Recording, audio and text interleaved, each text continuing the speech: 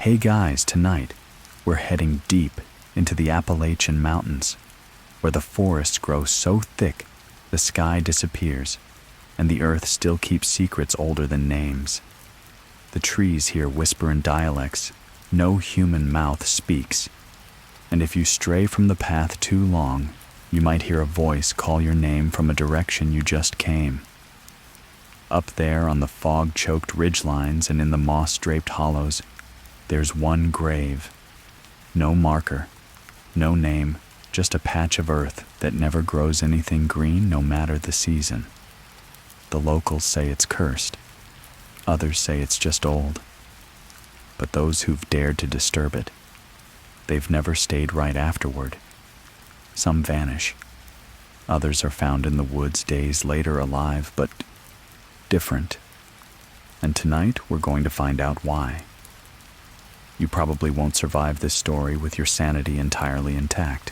So before you get comfortable, take a moment to like the video and subscribe, but only if you genuinely enjoy what I do here. Now dim the lights, maybe turn on a fan for that soft background hum, and let's ease into tonight's journey together. It started with a letter. A single envelope, yellowed at the edges, mailed without a return address, postmarked from a town that no longer existed. It arrived at 4:47 p.m., slipped under the heavy front door of Elijah Ward's rented cabin at the edge of Flat Hollow, a forgotten outpost clinging to the North Carolina side of the Appalachians. He didn't hear it fall. It was just there, resting on the braided rug as if it had always belonged. No footsteps, no tire tracks on the muddy gravel outside, but it was addressed to him, written in a shaky hand, to Elijah Ward, regarding the grave. The fire in the hearth crackled softly as he opened it, the fading mountain light casting a copper sheen across the handwritten page. There were only 5 words inside. Don't dig, she isn't gone. That night, Elijah didn't sleep. Not for fear, but for the strange sense that someone was awake nearby, breathing in time with him on the other side of the wall. He listened for hours, but nothing stirred. Only the sound of the wind threading through the ancient trees outside, and somewhere in the distance a low, rhythmic knocking. It was almost like someone tapping wood, slow and deliberate. 1, 2, 3. He didn't mention the letter to anyone in the town below. They already thought he was strange, the outsider who bought the Jenkins place, a decaying cabin long abandoned after the previous tenant. An old man named Cyrus was found wandering barefoot through the woods one winter, muttering about voices in the snow and things buried beneath the frost. Elijah was here to write. He told people that often. I'm here to finish my book. It was only half true. The book was about folklore, old Appalachian beliefs and rituals, the sort of things people scoffed at in cities, but whispered about over bourbon and firelight in places like Flat Hollow. He'd come to find material, first-hand stories. But what he found was something older, a thread running through every tale and every hush that fell over conversations when he asked about the grave up on Ash Hill. No one had told him exactly where it was, but that morning, something changed. He woke to find muddy footprints on his porch, small and barefoot. They started from the woods and stopped at his door. Just one set pointed inward. No returning path. He followed the trail back. The mist clung low to the forest floor as he walked, each step quieter than the last pine needles and damp leaves muffling the world. The higher he climbed, the less color the forest seemed to have. Even the evergreens looked ashen. He passed a ring of stones, then a pair of leaning trees that curved toward each other like ancient sentinels. Past them, the air grew colder, and then he saw it. A clearing with no sound. No birdsong, no insects. Just a stillness so absolute it seemed to press against his skin.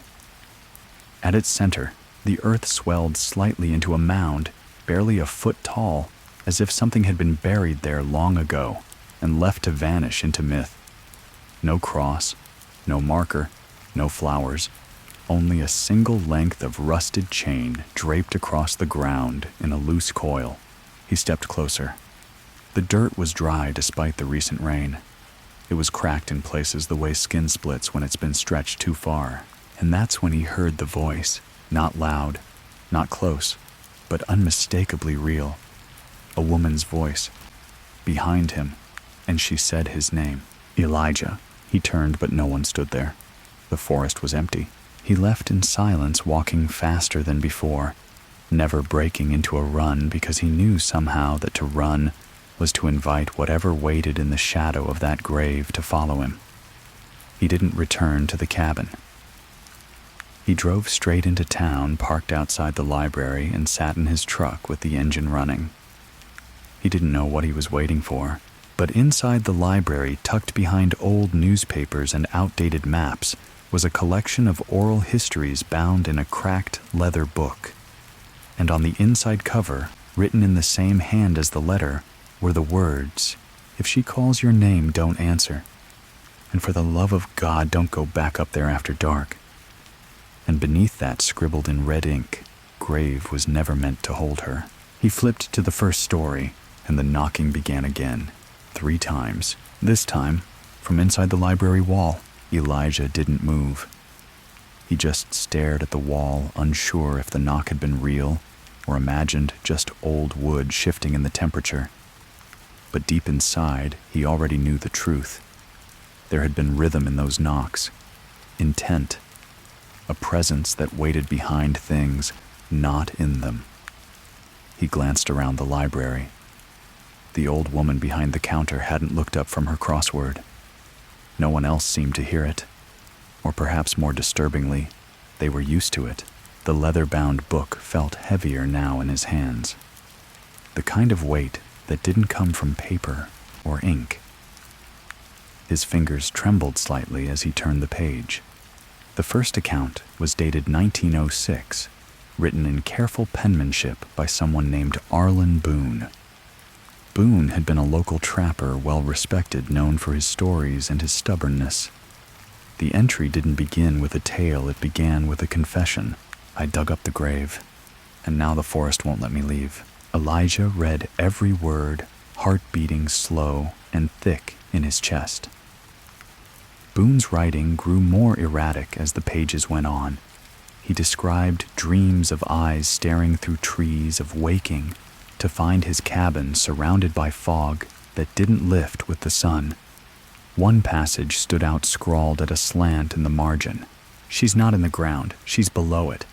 Elijah closed the book and returned it to the shelf, then stood in the aisle for a long time.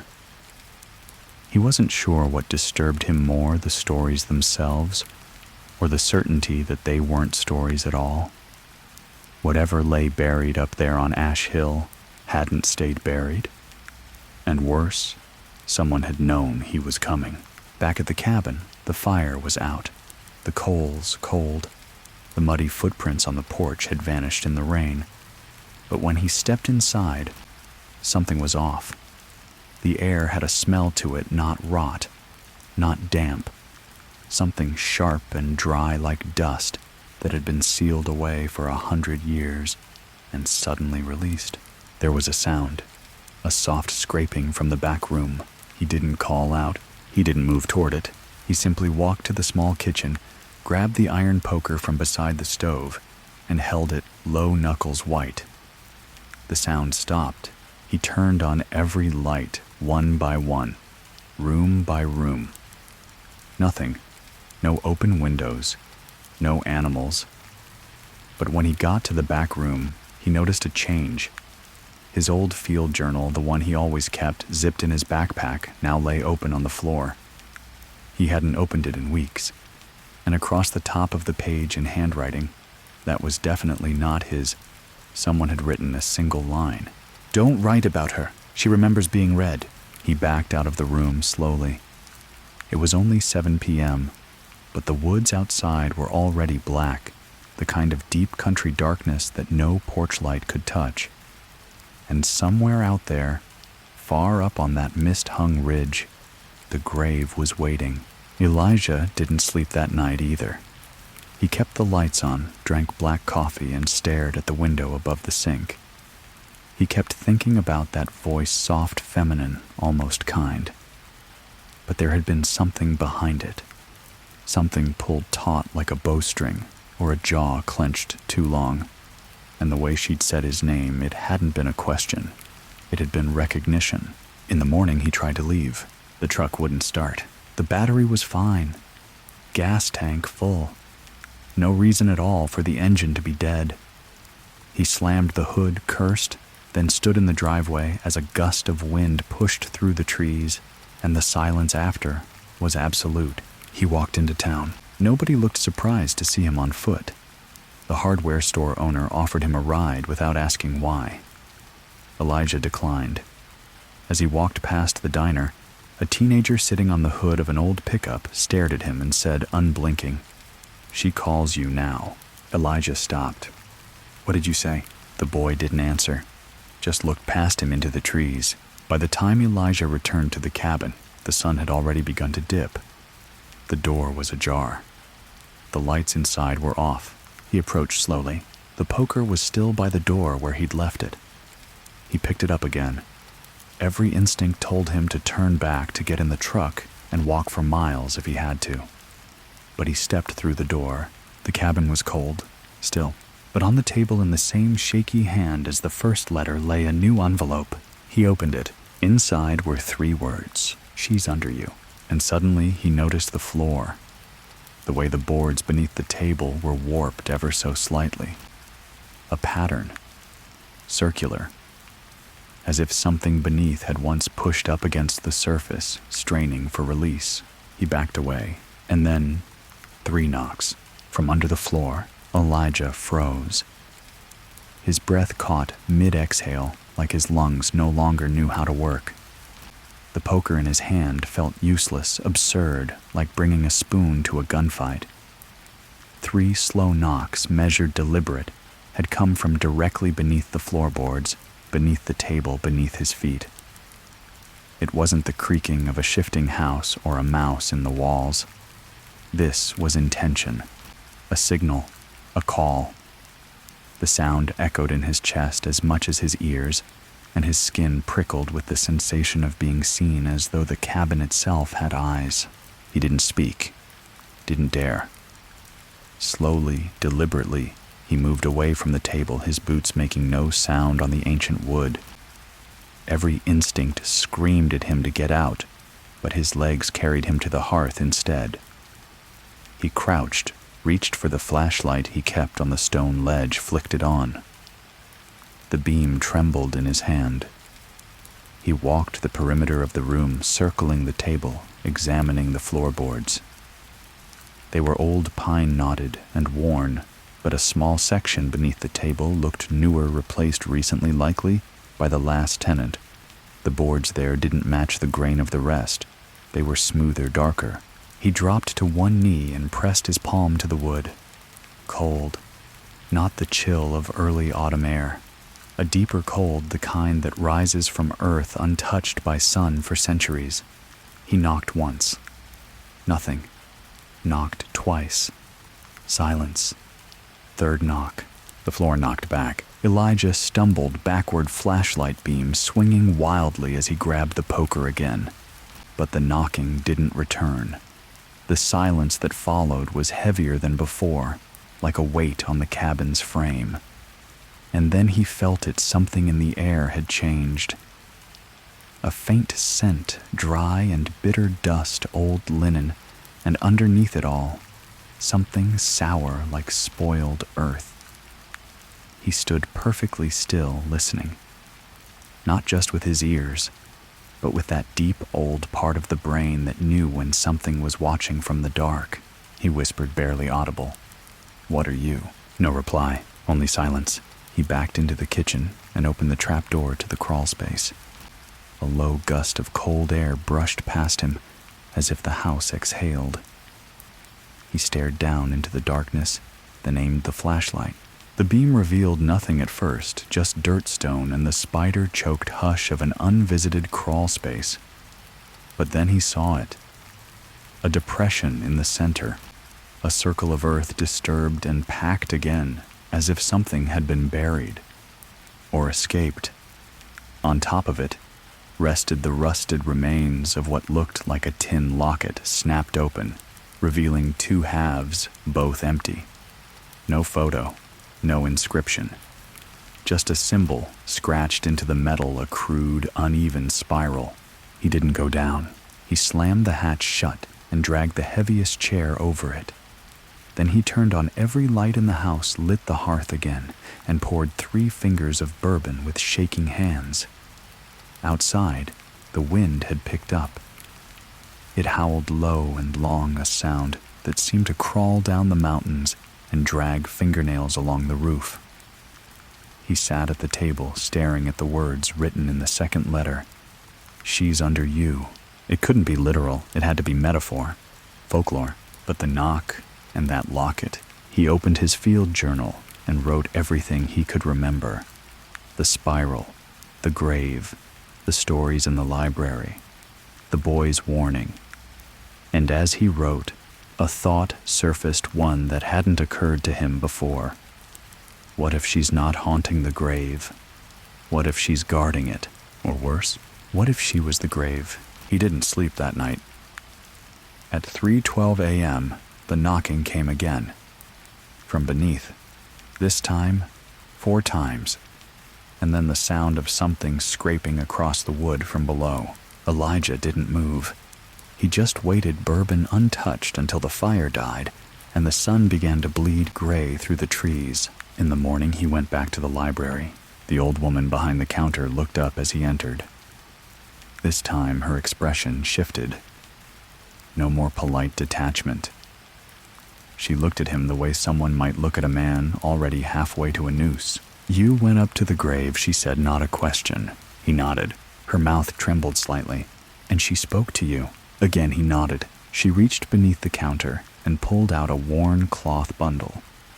Inside were 3 objects, a candle made of black wax, a small silver bell, and a folded scrap of parchment inked with a symbol, the same spiral. You have 1 night left, she said quietly. If she's under your house, it means she's chosen you. Elijah stared. Chosen for what? But the woman only shook her head. Not to die, she whispered. To remember. Elijah left the library with the bundle cradled in his hands, its weight far heavier than the 3 simple items inside could explain. The old woman hadn't said anything more, and he hadn't asked. There had been a finality in her voice, as if more questions would only hasten what had already begun. Outside, the air had grown colder. The sky hung low, smothered in a gray veil that turned the trees into crooked silhouettes. The light didn't seem to touch anything. It just hovered in the atmosphere, directionless and cold. He walked back to the cabin.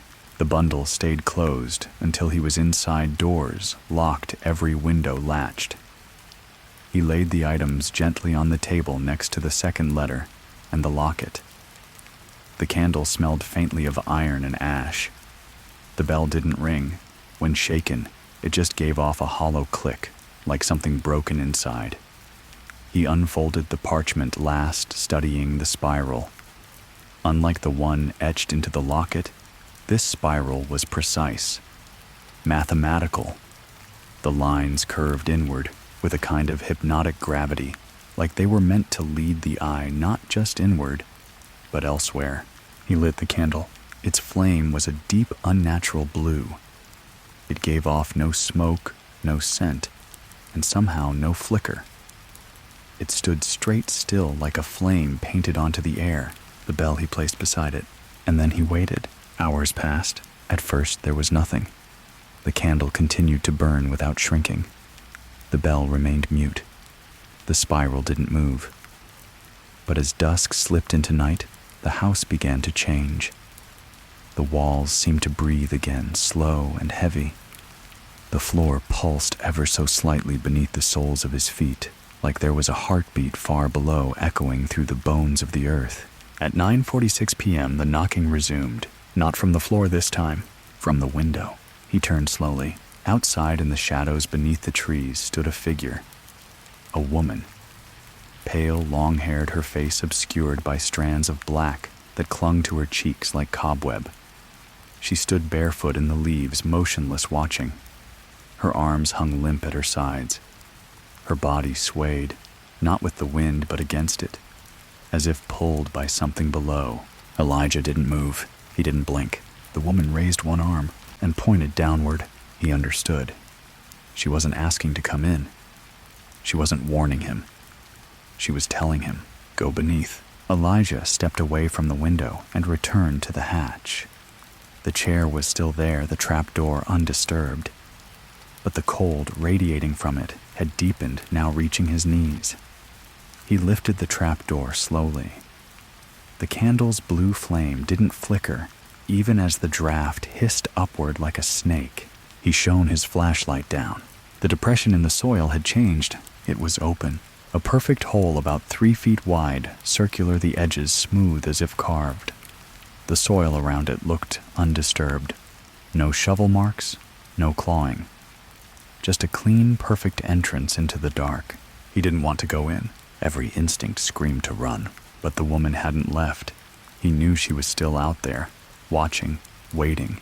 He took the bell, the candle, and the parchment, tied the bundle together with twine, and slowly he descended. The earth swallowed him whole. The crawl space gave way to a slope, steep, slick with moisture barely wide enough for him to crouch. The smell down there was older than rot. It was the scent of forgotten things, of dirt that had never seen sun. He moved deeper, the candlelight casting warped shadows on every surface. The spiral parchment he tucked into his coat pocket. The bell he held tight.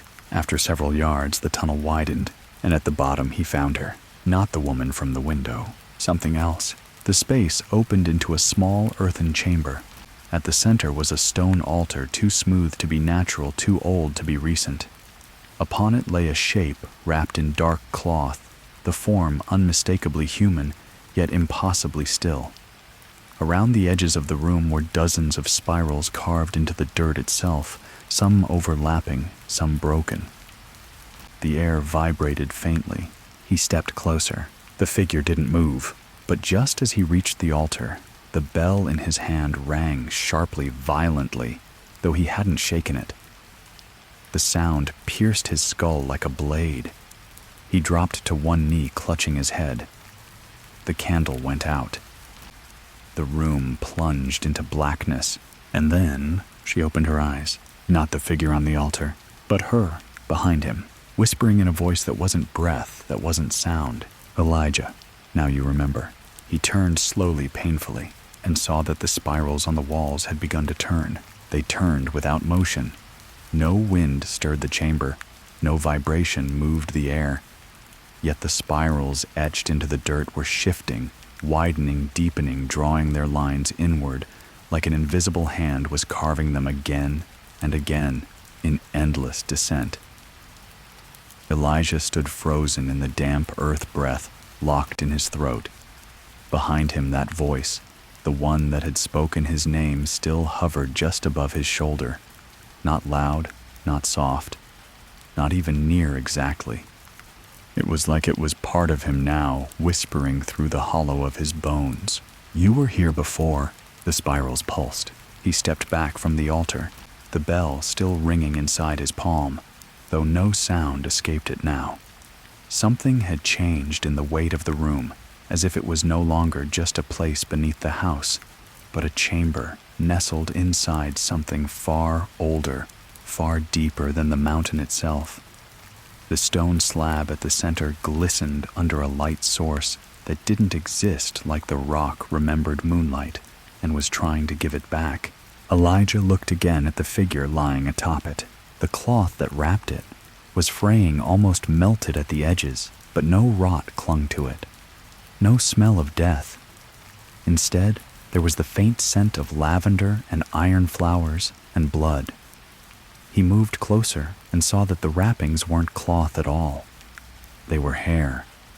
Long, black, impossibly thick strands coiled tightly around the form, as if the body had grown its own bindings in death, or had been buried alive, and her own hair had wound around her to keep her still. He reached out a shaking hand. Just before he touched her, the whisper returned a little closer now. "Don't forget me again." His fingertips grazed the hair, and everything stopped. The spirals froze, the air became a vacuum, and in that breathless silence, Elijah remembered something he was never meant to recall. A forest, a fire, a girl beneath a tree mouth sewn shut with black thread, a promise made in blood. He reeled back, stumbling into the wall of the chamber, heart pounding as the memory lashed him like a whip. He was a child, barely 10, visiting the mountains with his grandfather. The locals had warned them about the girl without a name. They said not to walk beyond the third ridge. But he had. He had wandered too far, found a tree ringed with stones, and in that ring a girl with empty eyes and no voice. She'd reached for him, and he'd run. He had forgotten her, until now. The voice curled into his ear, thick with the weight of years and betrayal. "You promised to stay." The spirals began to spin again, faster, louder, but not with sound, with pressure, with memory, with emotion. Elijah felt the weight of all those who had come before, pressed into the dirt beneath his feet. Not corpses, not ghosts, remnants. Pieces of self left behind by those who had looked too long, listened too deeply. He turned to run. The tunnel was gone. The way he came sealed by roots that pulsed like veins beating in sync with the spirals. The chamber had changed shape, the walls no longer flat, but breathing, moving inward. He raised the bell and shook it with everything he had. The sound that came was not a ring, but a scream, high-pitched, human, and recognizable. His own. The candle still clutched in his other hand flared with light again, but this time not blue. It burned red, deep arterial red that flooded the chamber in a heartbeat hue. The figure on the altar began to twitch, not in rebirth, not in possession, but in rage. Her hair loosened strand by strand, slithering across the stone like snakes waking from slumber. They reached toward Elijah slowly, like fingers unsure of welcome. The voice behind him was no longer whispering. It was speaking. "You left me for dead. Now you'll carry me." He ran to the wall, scraping at the dirt, clawing at the stone, desperate for anything that wasn't this. His fingernails split. The wall didn't give. The spiral under his feet glowed faintly now, as if drawing power from his panic. And then something clicked. The parchment in his coat pocket, the spiral, the one drawn by human hands, not carved by whatever lay beneath this place. He ripped it free and held it out toward the altar. The moment he did, everything froze again. The hair stopped moving. The walls held their breath. The red candle extinguished itself, and the voice said low and brittle, "You still remember me?" Elijah looked down at the spiral, now pulsing in his palm ink, shining like wet oil. The bell silent. The chamber still. The memory clear. The girl's name had never been known, but her grave was never nameless. It was his.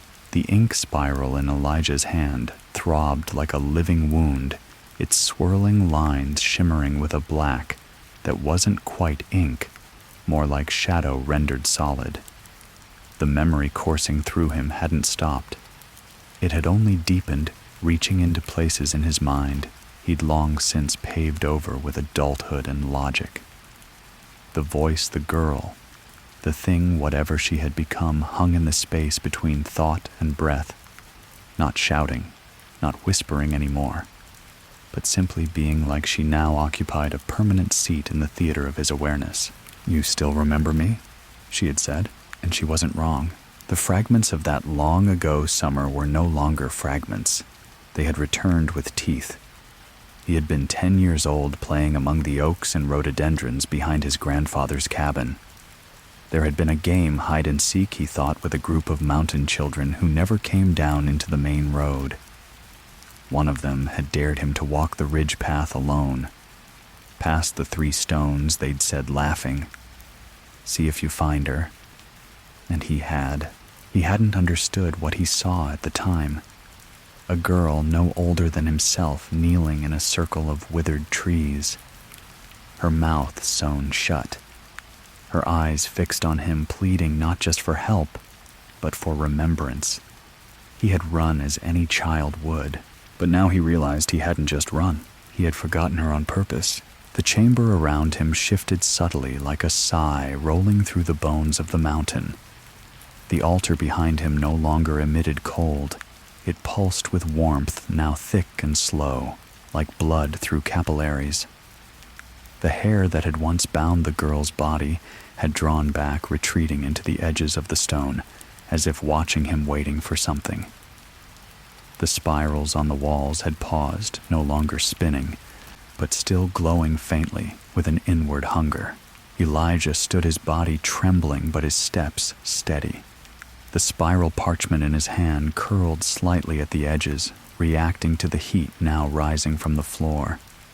He looked down at it again and realized the ink wasn't just glowing. It was moving. The spiral's outer edges were uncoiling, stretching toward the center like it was trying to reach into itself, or maybe out of itself. He spoke aloud for the first time since entering the chamber, his voice dry and hollow. "What do you want from me?" The voice answered instantly, not from behind, not from within the chamber, but from inside his own skull. A tone layered with memory and grief, to be named, to be remembered, to have what you stole. Elijah's knees almost gave. He hadn't stolen anything. Had he just memory, just forgetting? But in folklore, and he knew this all too well, forgetting was one of the oldest sins. To unname a spirit was to unmake them. And if that spirit still lingered, caught between worlds, the wound only deepened. Festering. "I didn't know," he said, and it sounded weak even to his own ears. "You did," she replied. "You knew it would be easier if I were a story, not a girl." He felt the weight of that truth like a stone in his chest. He remembered writing about the tale once. An unnamed mountain ghost who haunted the third ridge. He'd even included it in a blog post years ago. Turned it into a curiosity for readers, a spooky anecdote.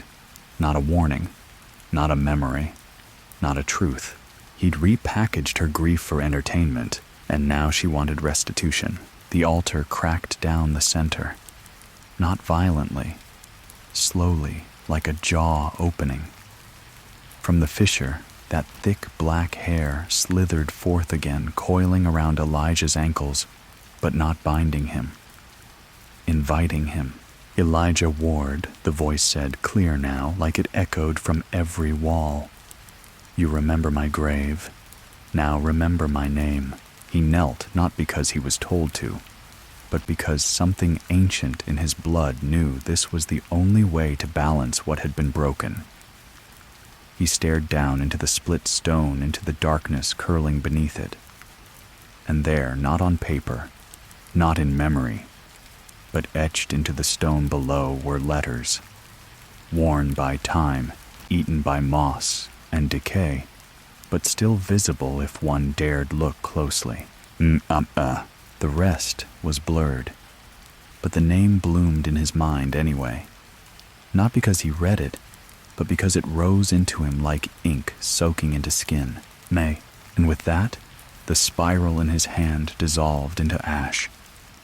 The bell cracked. The candle hissed and flared to life once more, not red or blue, but white.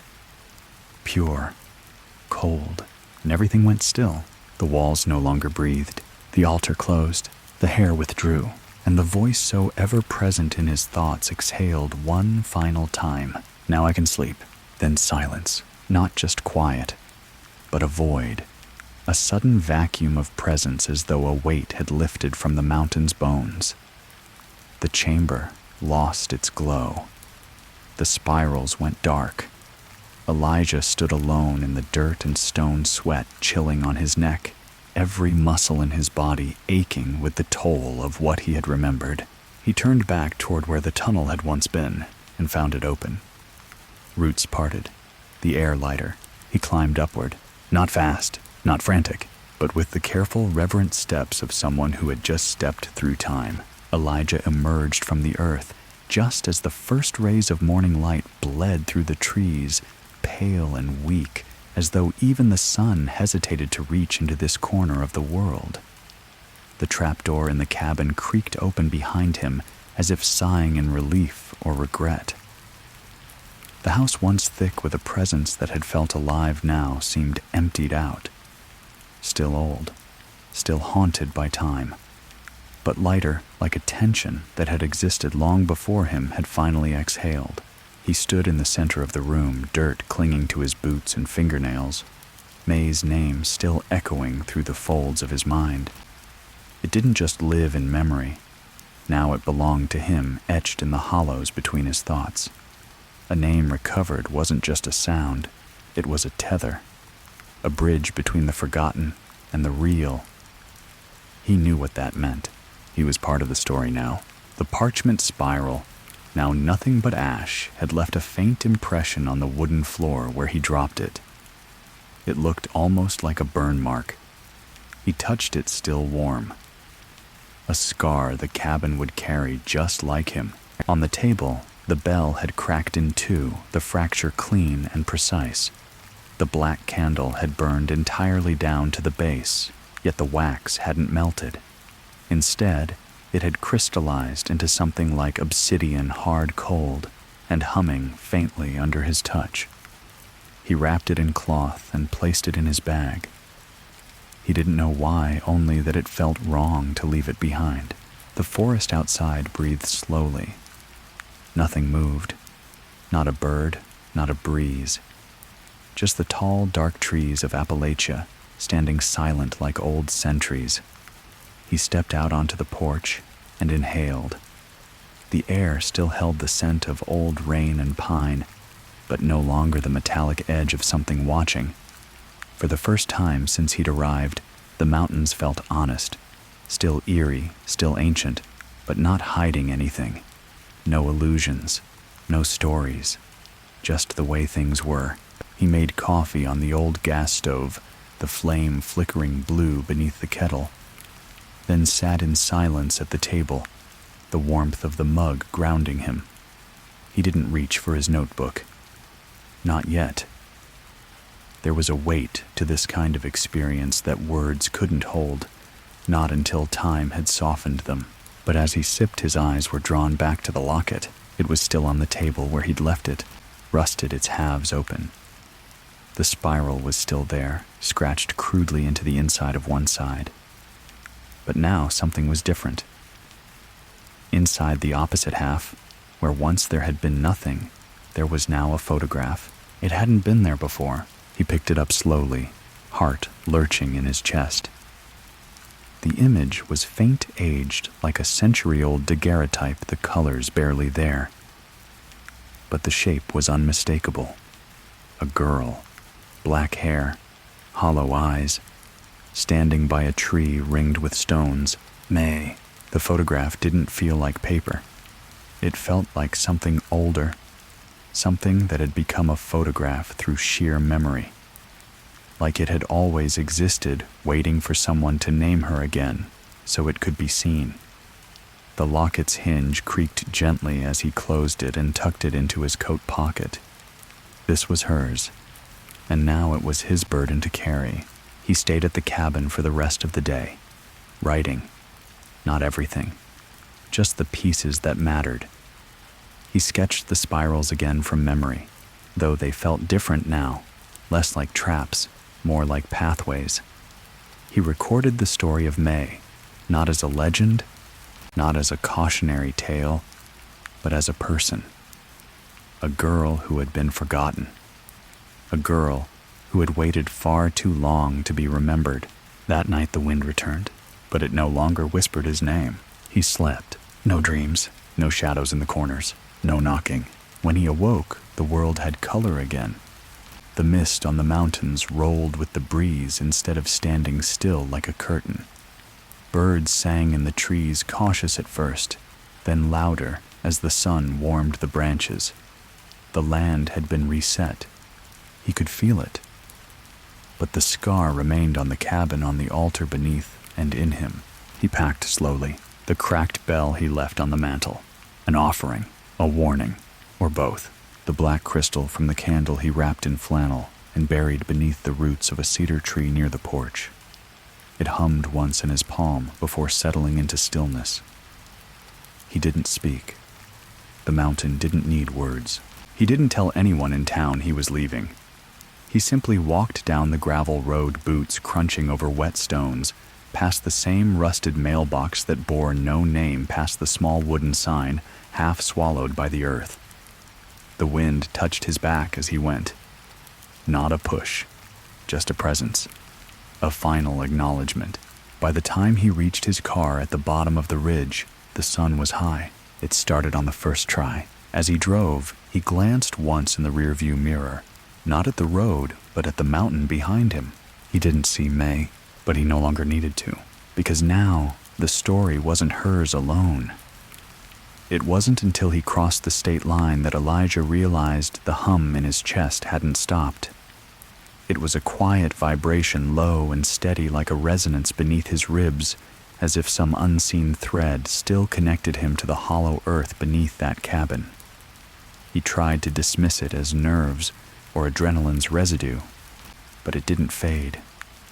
It stayed with him even after the winding mountain roads gave way to highways and gas stations. That evening, as twilight spread across the asphalt and towns began to blur into one another, the feeling intensified, not painful, but insistent. It pulsed every few minutes like a heartbeat that wasn't his. He pulled into a roadside motel somewhere in Tennessee. It was the kind of place with numbers stuck crookedly on the doors and vending machines that hadn't worked since the Clinton administration. The woman at the desk didn't ask questions. She handed him a key and pointed to a row of rooms that looked half abandoned. Room 9. His mother's favorite number. It felt like a sign, though he wasn't sure of what. Inside the room smelled of bleach and ancient cigarettes. He laid his bag on the floor and collapsed onto the bed without even removing his shoes. His body ached in places that hadn't hurt since his college hiking days: shoulders, knees, lower back. He stared at the ceiling, its cracked plaster forming strange constellations that seemed to shift when he blinked. The hum in his chest remained. He thought of May, the way her name had tasted when he spoke it. Familiar, sacred, like a word remembered after a lifetime of being on the tip of the tongue. And then without warning, the room grew cold, not the chill of a broken heater. This was a drop in temperature that happened all at once, like stepping into a freezer. Elijah sat up, heart racing. The air had turned dense, as if the walls were closing in. The buzzing in his chest rose, quickened, until it became a sharp ache behind his sternum. He pressed his palm to his shirt, half expecting to find something growing there. The mirror across the room began to fog despite the lack of heat. He stood slowly. One step, two. The fog thickened until the glass was entirely opaque. And then, as he watched, a handprint formed on the inside. Not large, not small, just wrong. The fingers were too long, the palm too narrow, and the way it pressed slow and deliberate suggested something more than mere presence. It was a message. "I'm still with you." Elijah didn't move. A second handprint appeared, this one lower, then a third. Then they all vanished at once. The mirror cleared, but now Elijah was no longer alone. He saw himself in the reflection. Same face, same clothes, but something in the eyes was wrong. Not anger, not fear, absence. His reflection didn't blink, didn't breathe, just stared, and behind the reflection, a figure, faint, out of focus, hair that floated like it was underwater, eyes that shone like wet stone. May. He turned around. Nothing. The room was empty. When he looked back at the mirror, the figure was gone, but the hum in his chest had settled. Not gone, but no longer sharp. It had become a presence. Calmer. Like whatever had been pulling at him was now settled. Satisfied. He sat back on the bed and opened his notebook, hands still trembling. He wrote, "She's not haunting me. She's following me. Because I carry her story. And stories are stronger than death." As he wrote, the words came faster. Not just memory now, but insight. Truths that had been half-formed in the dark were finally blooming under the pressure of remembrance. He wrote about the altar, about the spiral that moved, about the feeling that the chamber hadn't been a grave, but a womb. Something was born there, not life, but memory. Memory given shape. He wrote about the name, how it wasn't just a word, but a doorway. And as he wrote, he understood something terrible. May hadn't been waiting to be saved. She'd been waiting to be released. All these years, people had avoided the ridge, had whispered about the girl without a name. But no one had gone deep enough to understand what she was. What they thought was haunting was containment. The spiral wasn't meant to summon her. It was meant to bind her, and Elijah had unraveled it. The realization landed like a stone in his stomach. May hadn't been trapped in the earth. She had been sealed. And now that he had named her, now that he had remembered, he had broken that seal. His phone buzzed beside him. A message, unknown number, just one sentence. "You opened the door, Elijah. Now keep it shut." He stared at the screen, then at the mirror. The reflection had blinked, just once, but Elijah hadn't. Elijah didn't sleep that night. Not because of the mirror or the message or the fact that someone or something was clearly tracking him. It was something deeper. A sense that his mind itself had become porous, like the thin veil between sleep and waking had worn away completely. Every time he closed his eyes, it was like he wasn't resting, he was leaving. By 4 a.m., the air in the motel had turned stale and dead. The kind of stillness that only exists in places that have forgotten they're inhabited. The hum in his chest. May's presence, he was now sure, had drifted from a pulse to a constant vibration in his bones, like a tuning fork buried deep in his sternum. It wasn't painful anymore, but it made everything else feel slightly off. The digital clock on the nightstand blinked once and froze at 4:11. Elijah noticed, because the second hand on his watch had stopped too, and in the mirror the reflection was gone. Not altered, not wrong, just missing. The mirror now showed the room, the walls, the bed, everything but him. He walked slowly toward it. Footsteps silent on the carpet. His own body made no imprint in the reflection. It was like looking through a window into a room he hadn't entered yet, or one he had left. And then something moved, not in the mirror behind it. The glass bulged outward, as though someone were pressing against it from behind. The shape of a face stretched the surface outward, distorting the world it reflected. Cheek, chin, a closed mouth. One eye, milky white, peered through the warped pane. He stumbled backward. The glass held. The shape retreated. Then the mirror cracked once a perfect line from top right to bottom left, and his reflection returned. But the him in the mirror wasn't breathing. It blinked once, then turned to look over its own shoulder. Elijah didn't move. He was certain of it. Yet the reflection had. It was ahead of him now, and behind the mirrored him stood May. Her form blurred like motion, smudged by fogged memory. Her long hair hung around her face weightless, as though underwater. Her eyes were not vengeful, but they were far from at peace. They met his in the mirror, not pleading, not even accusing, just waiting. The digital clock resumed, 4:12. Elijah backed away and pulled the curtains open.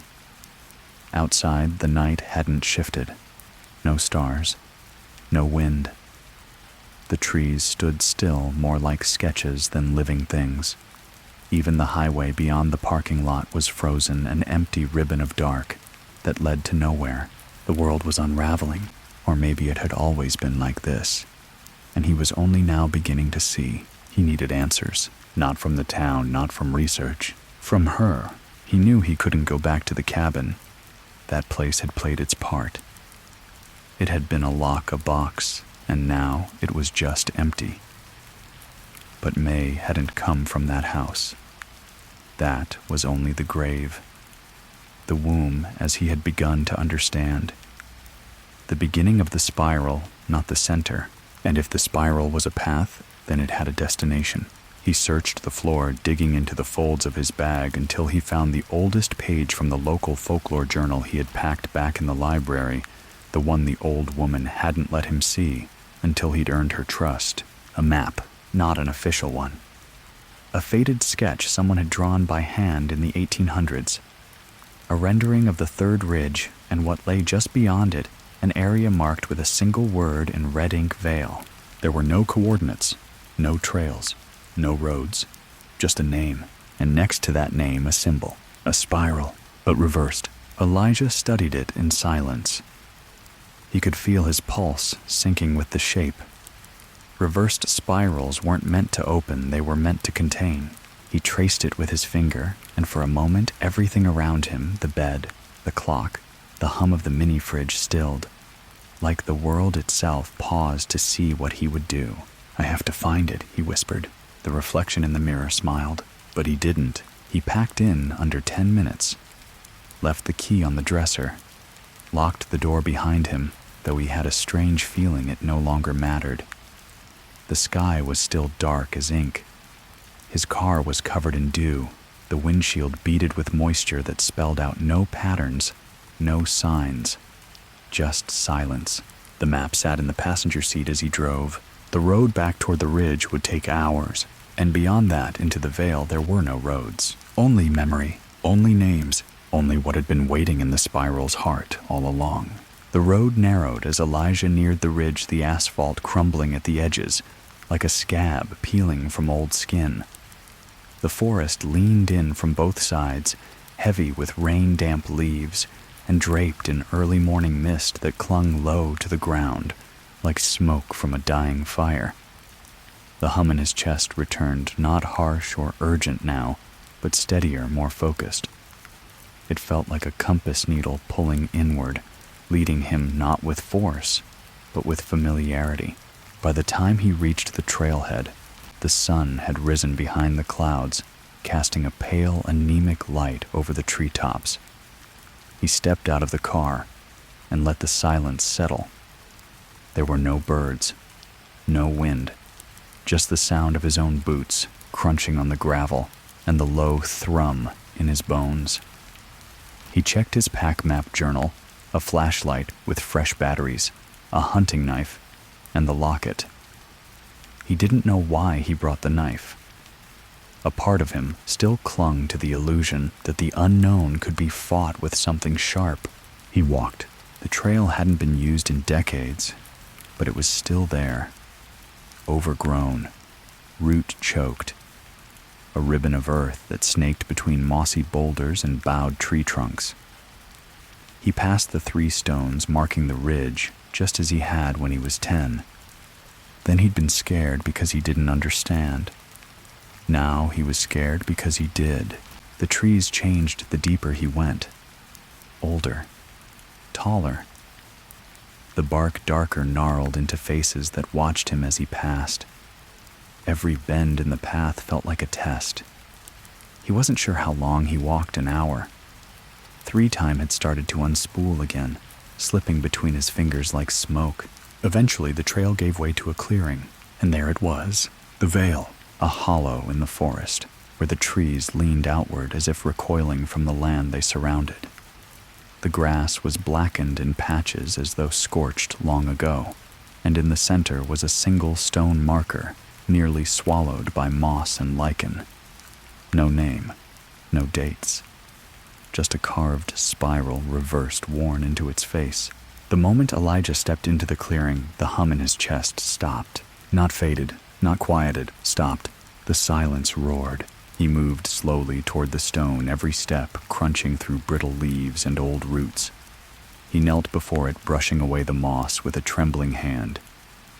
The spiral was deeper than it looked, its grooves sharp and deliberate. It wasn't decorative, it was functional. A lock, a warning. He took out the locket, opened it. May's faded image stared back at him. "I know who you are now," he whispered. "I know what they did to you. What I did." And the wind answered, not with words, with motion. The trees around the clearing shifted, though no breeze stirred. Their branches groaned, and from somewhere beneath the soil came a sound like breath being drawn in after centuries of silence. The ground trembled. The spiral on the stone began to glow soft at first, then brighter, until it pulsed like a heartbeat. Elijah stood his ground. The earth split, not wide, just a crack beneath the stone like a fault line awakening. From within it, a whisper rose, not harsh, not angry, just present, real. Elijah, he turned. May stood at the edge of the clearing, barefoot hair drifting like smoke around her face. She wasn't solid, not completely, but she was more than shadow. He wanted to run, wanted to kneel, but instead he spoke. I came to finish it. She tilted her head. You opened the seal, she said, her voice clearer now. But I was never the one they feared. A cold pit opened in his stomach. What do you mean? She stepped forward, feet not quite touching the ground. I was the vessel, not the prisoner. The stone behind him cracked again. The spiral darkened, and from the earth something began to emerge. A hand, but not May's, not human. Long, twisted, black as coal. Fingers like roots, each tipped in a jagged, glinting nail. The ground split wider. Another hand followed, then the crown of a head, horned, wet, covered in moss and the memory of death. Elijah stumbled back. No, you said you needed your name. You said. May's eyes locked with his. I said I needed to be remembered. I never said I was alone. The thing pulled itself from the ground, its form massive and hunched limbs too long for its frame face hidden beneath tangled roots and bone. It loomed over the stone like a spider emerging from a long-forgotten cave, and it spoke, not with a voice. With every sound in the clearing, the rustle of leaves, the creak of bark, the grind of shifting earth speaking as one. Welcome back, Keeper. Elijah fell to his knees, because somehow he understood. He wasn't just a witness to the spiral. He was part of it, always had been. Elijah couldn't move, not from fear, though there was plenty of that, but because something deeper inside him recognized the being now towering before him. The entity still clawing its way free from the cracked, seething earth wasn't just ancient. It was intimate, like a name you've never heard, but still feel is yours. The creature's shape was inconsistent, shifting between forms like memory flickering through a broken film reel. One moment it had limbs like deer legs jointed wrong and bristling with moss. The next, it was hunched and humanoid shoulders, broad torso split down the center with a glowing spiral that pulsed like a second heart. Its face remained mostly obscured beneath a thicket of root-like growths, but glimpses came a maw lined with too many teeth, hollow sockets swirling with red mist, and deep beneath it all, a glimmer of recognition. Like it knew him, it had always known him. May stood unmoving at the edge of the clearing, her body faint now like light trapped in water. But her expression was not sorrowful, nor was it satisfied. It was simply resigned. She had led him here not to destroy this thing, but to fulfill something.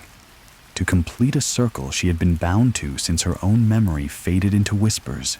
Elijah forced his hand to move. Slowly, he reached into his coat pocket and pulled out the locket.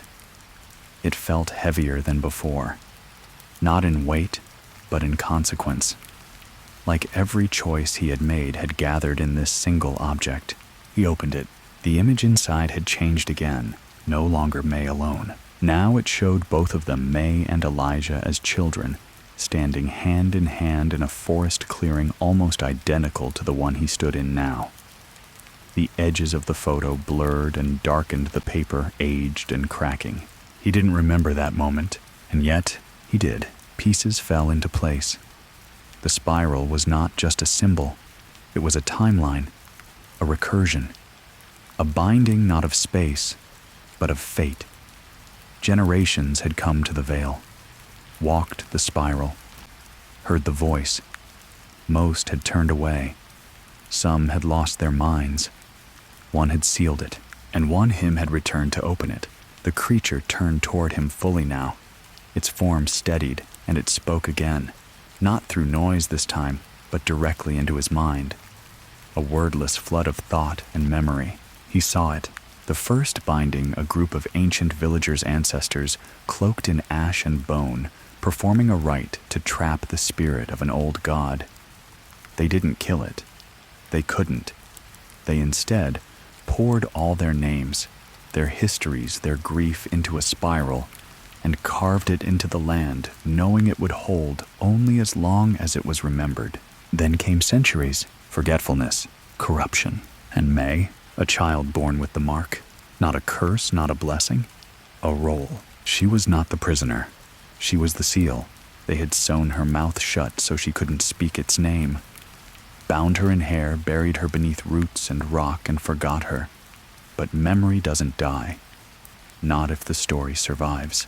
And Elijah, descendant of the keepers, had told her story, had made it real again. Keeper, the voice said in him, a whisper inside every nerve. Do you remember? I do. Elijah whispered, not to the being but to himself. May's ghost stepped closer, her feet brushing the blackened grass. Then it's time. For what? To choose. The spiral beneath the entity pulsed red and began to shift, unraveling across the clearing like a great wheel of time spinning forward. The world tilted. Trees groaned. The air thickened. May raised her translucent hand, and from her chest a light emerged, bright, sharp, familiar. The bell. But this was no longer cracked or rusted. It glowed gold, pulsing with harmonic energy, a purity Elijah hadn't felt in years. Not since his mother's voice. Not since his first memory of rain. She offered it to him, and he understood. He could bind it again, use the name, the locket, the bell, and close the spiral, but it would not destroy the thing. It would only delay it. Another generation would have to come, another keeper, another May, or he could open it fully, let the old god awaken, let it reshape the land, the memory, the truth. No more hiding, no more cycles. He reached for the bell but stopped, looked at May. She didn't plead, she didn't guide, she only waited, because the choice was his, because he was the spiral's final turn, and the spiral was watching. The bell was warm in Elijah's hand, deceptively so. Not like metal should feel in the open forest air. It throbbed gently like something alive. With every beat, it hummed deeper into his palm, through muscle, through bone, until it pressed against the hum already rooted in his chest. The two frequencies matched for a second, then clashed. Not violently, but with tension. The kind of tension that signaled a decision had to be made. He took a breath, but it didn't feel like his. The air around him was thicker now, like water just before it boils. The spiral at his feet continued to rotate, not physically, not visibly, but inwardly, like he was standing on a current of time and memory, too vast for any single mind to grasp. The entity before him did not move. It towered patient still, half emerged from the cracked earth, its body hunched like a creature that had waited so long it had grown tired of hope. The spiral carved into its chest glowed steadily, pulsing in time with the one on the stone marker behind Elijah. Why me? Elijah asked, his voice hoarse. Why now? May didn't answer. She couldn't, because the answer wasn't hers. The spiral responded, not in words but in visions. He saw the first carving etched by bloody hands into the bark of an ash tree centuries ago as a way to trap the thing that lived in memory. Not a demon, not a ghost, but a being that fed on the act of remembering itself, a parasite of grief, of loss of story. He saw how those villagers had trapped it, using the only thing it couldn't consume, its own reflection. The spiral was not a lock in the traditional sense. It was a mirror, a perfect loop of time, story, and pain that showed the entity what it was, and in doing so, it turned the creature inward, contained it, but not forever, because memory, like all mirrors, eventually cracks, and Elijah was the fracture. He dropped to his knees. The bell trembled in his fingers. He could feel it now, feel the offer radiating from the spiral from May from the ground beneath his boots. Choice. He could ring the bell, bind it again, return the spiral to silence. Or he could open it, let the creature step free, let it unspool memory from every buried place in the land, let it feed, let it reshape the forgotten into something real. He would no longer be Elijah, he would become the first of a new spiral. May stepped forward. Her voice when it came was barely a breeze. If you seal it, I vanish. He looked up. And if I open it? Her gaze didn't waver. Then you do. The spiral's glow intensified. One last pulse. Elijah stood. Tears streamed down his face, not from sadness, but from the weight of it all. The understanding that either choice would end something sacred. Either way, a story would be lost. Either way, a memory would die. He raised the bell. The creature behind him shifted. Not closer, just aware. May closed her eyes. The spiral paused.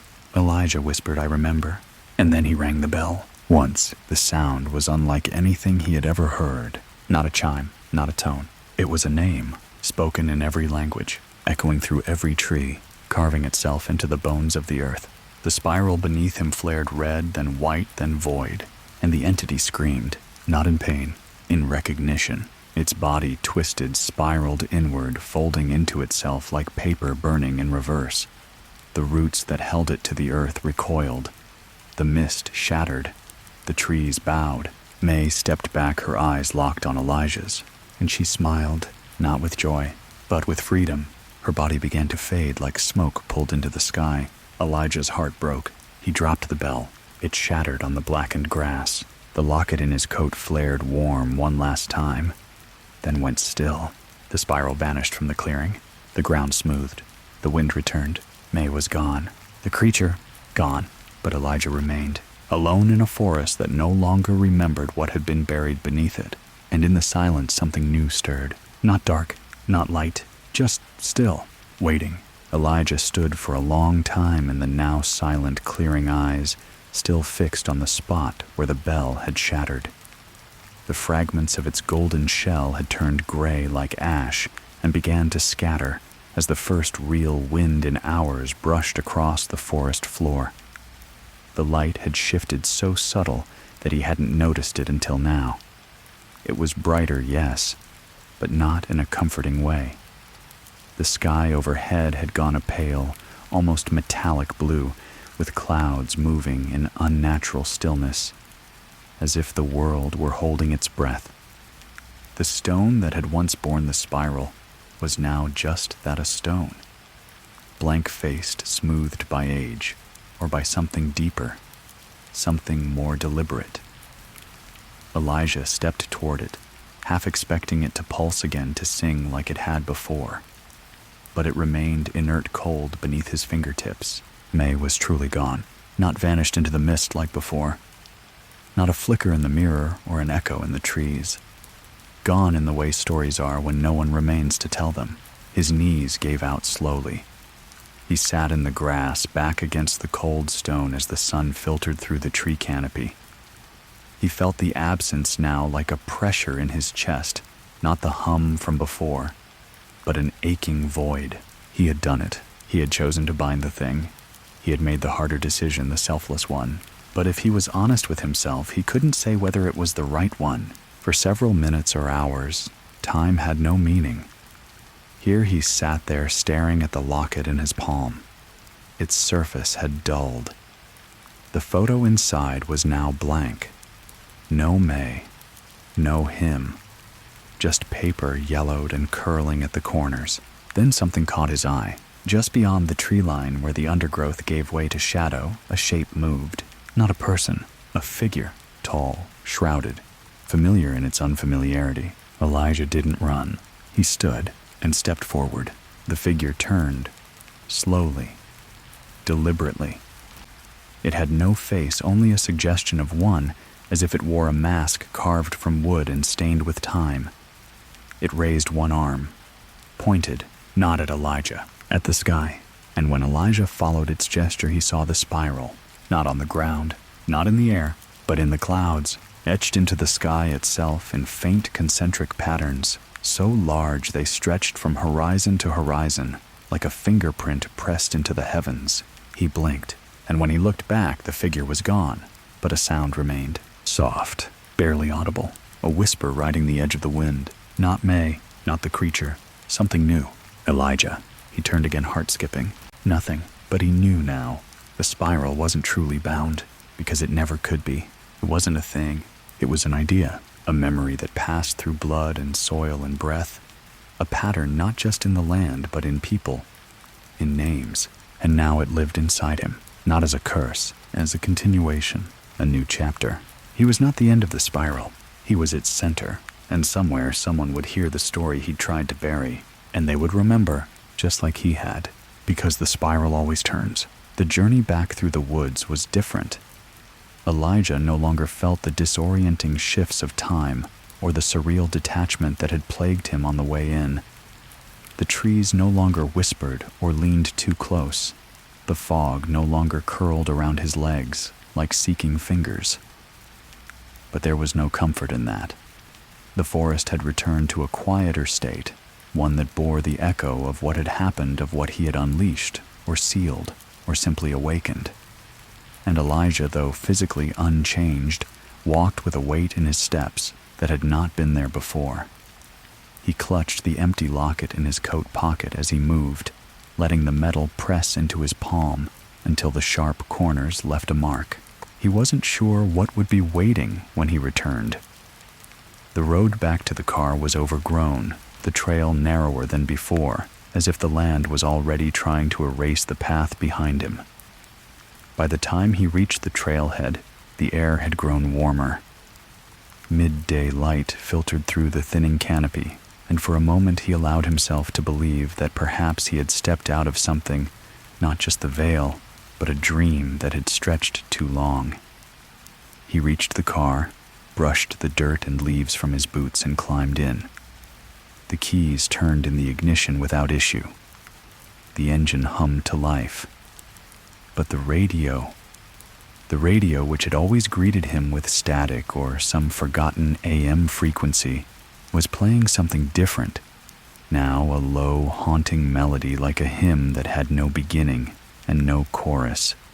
It was wordless, ancient. It scratched at something deep in his chest. Elijah reached for the dial, but before he could touch it, the station faded to silence. He pulled out onto the road, the tires crunching over gravel, and headed east, back toward the town, toward some version of normal life. But nothing would be normal now. As he drove, he glanced in the rearview mirror, not out of paranoia, but necessity. The sky behind him was still streaked with the spiral. It was faint, too faint to be seen by anyone not already attuned to it, but it was there. He knew it wasn't a trick of the light. He wondered how long it had been there. Had the spiral always been watching from above, too massive to perceive?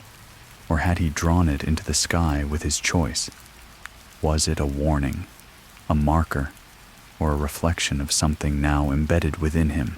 Back in town, things seemed untouched by what had transpired. Children played on the sidewalks. An old man swept his porch. The general store still had its warped, "closed on Sundays" sign dangling from a rusted chain. Elijah parked across from the library, the place where it had all started to unravel. He entered without hesitation, the scent of paper and age wrapping around him, like an old shawl. The librarian, Mrs. Kessler, looked up from her desk. Her expression changed subtly when she saw him. Not surprise, not relief, just understanding, as if she knew, or had seen someone like him before. "You found it, didn't you?" she asked quietly. Elijah nodded. He didn't elaborate. She didn't ask more. Instead, she reached under the counter and pulled out a small wooden box. "This was left for you," she said. "A long time ago. I kept it because I was told I'd know when the time came." He opened the box. Inside was a folded piece of vellum, yellowed but still intact. On it was a symbol, the spiral reversed again, but surrounded by a ring of small runes he didn't recognize. Beneath it, a single line of text in a language that felt almost familiar. It turns for those who walk without forgetting. Beneath the vellum was a mirror fragment, small, irregularly shaped and cold to the touch. He turned it over and saw nothing unusual, just his reflection. But when he angled it toward the window, May's eyes flashed in its depths for a brief instant.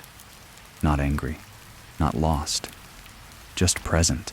Elijah took the box, nodded once to Mrs. Kessler, and left. He didn't return home. Not yet. There was one more place he needed to go. The church on the hill, long abandoned, its bell tower collapsed, its doors long sealed with chains and boards. He pried open a side window, stepped into the nave, and found the pew where he had once sat as a child beside his mother. He sat there now alone and placed the mirror fragment on the cracked wood. "If someone finds this," he whispered, "they'll want answers." But the spiral wasn't about answers.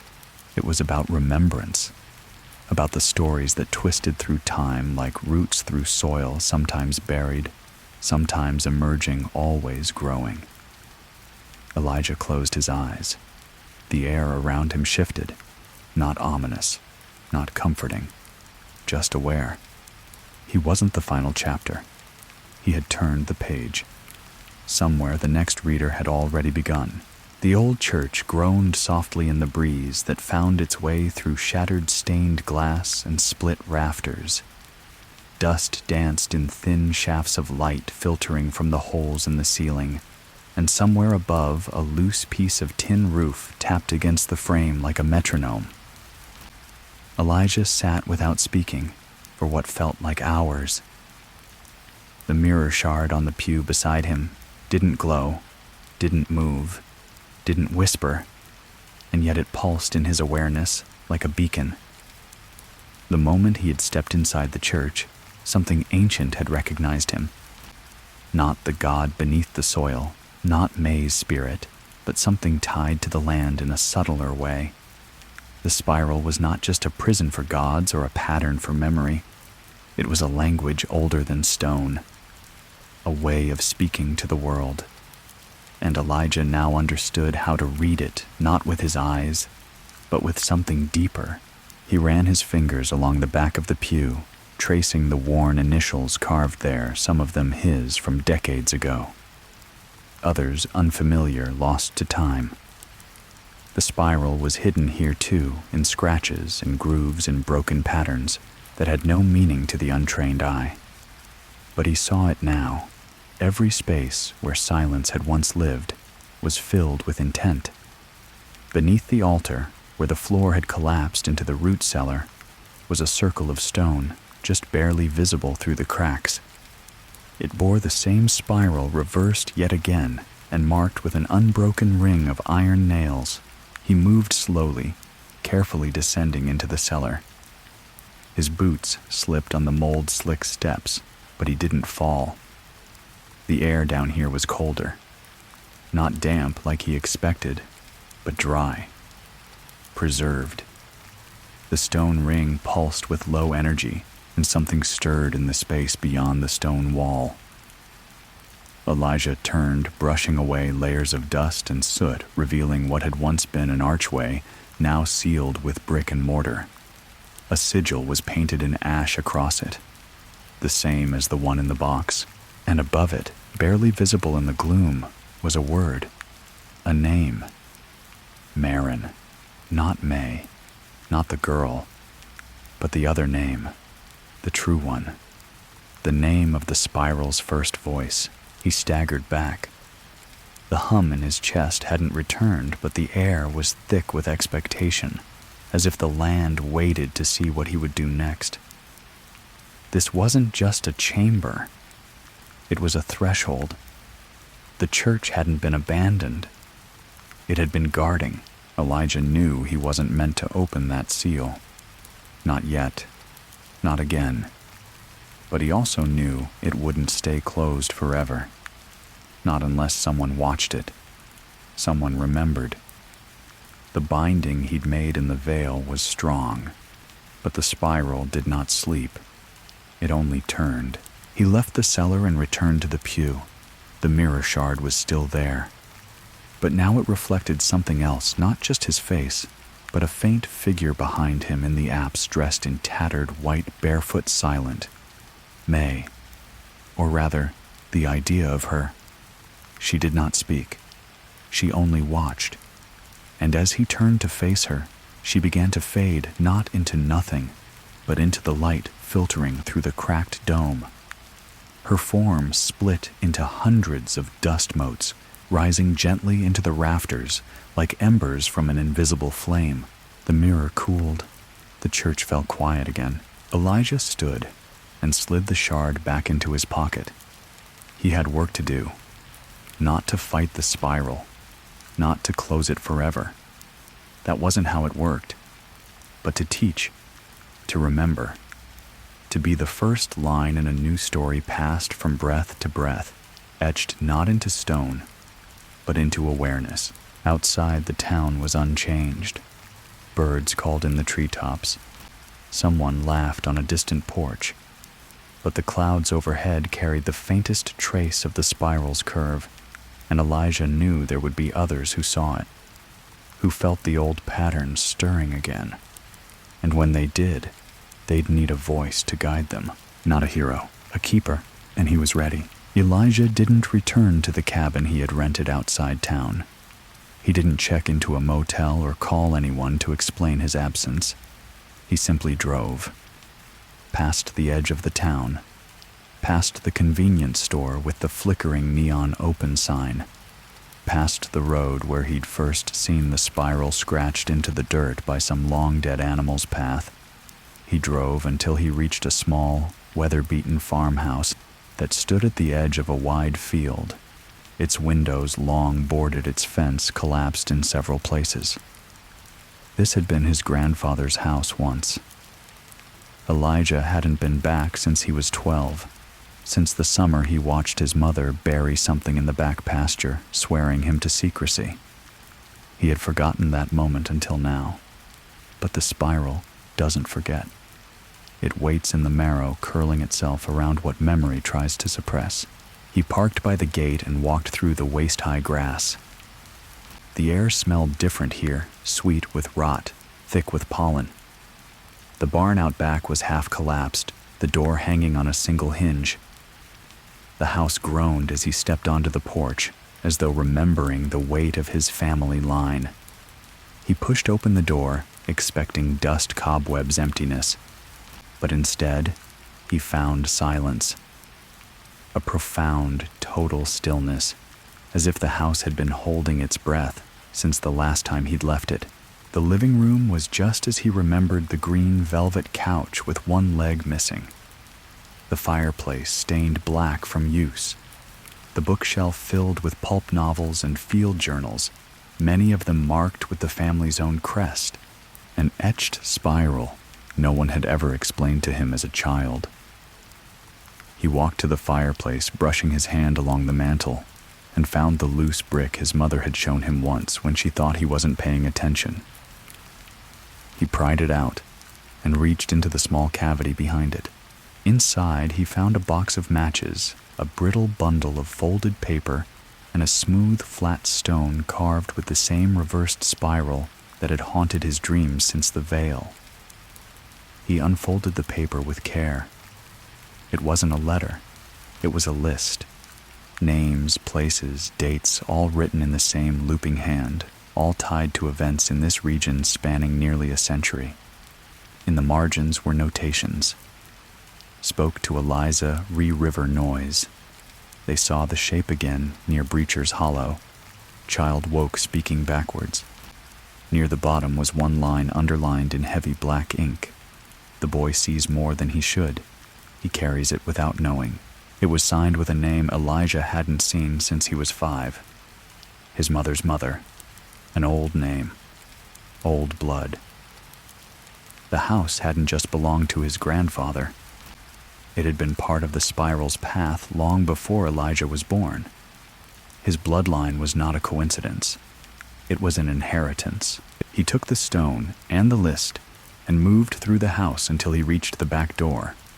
The porch beyond had collapsed the steps now, a tumble of broken boards and weeds. The field stretched wide under the darkening sky, and at the far end, near a small stand of birch trees, stood an old well covered with a rusted grate and a pile of stones. His chest tightened. The well. He remembered it now, his mother kneeling by it that summer night, her hands covered in soil, whispering a lullaby he'd never heard before or since. A tune with no melody. A rhythm meant only for the thing below. She had placed something into that well, something small and wrapped in cloth. He hadn't asked what. Now he thought he knew. He crossed the field slowly, boots brushing through the wild grass until he reached the well. The stones had shifted, revealing a sliver of the grate beneath. He crouched, brushed away the dirt, and stared down into the black. There was no wind, no echo, just depth. Not physical depth, but time, layers of it. Beneath this spot lay memory too old to name. Beneath this spot the spiral had once turned. He placed the stone from the fireplace on the rim of the well, not as a seal, not as a ward, but as a marker, a sign that the story continued, that someone still remembered, that the next voice wouldn't have to start from silence. He turned and looked back toward the house. It stood alone against the field shadows lengthening across its face, the windows dark but not empty.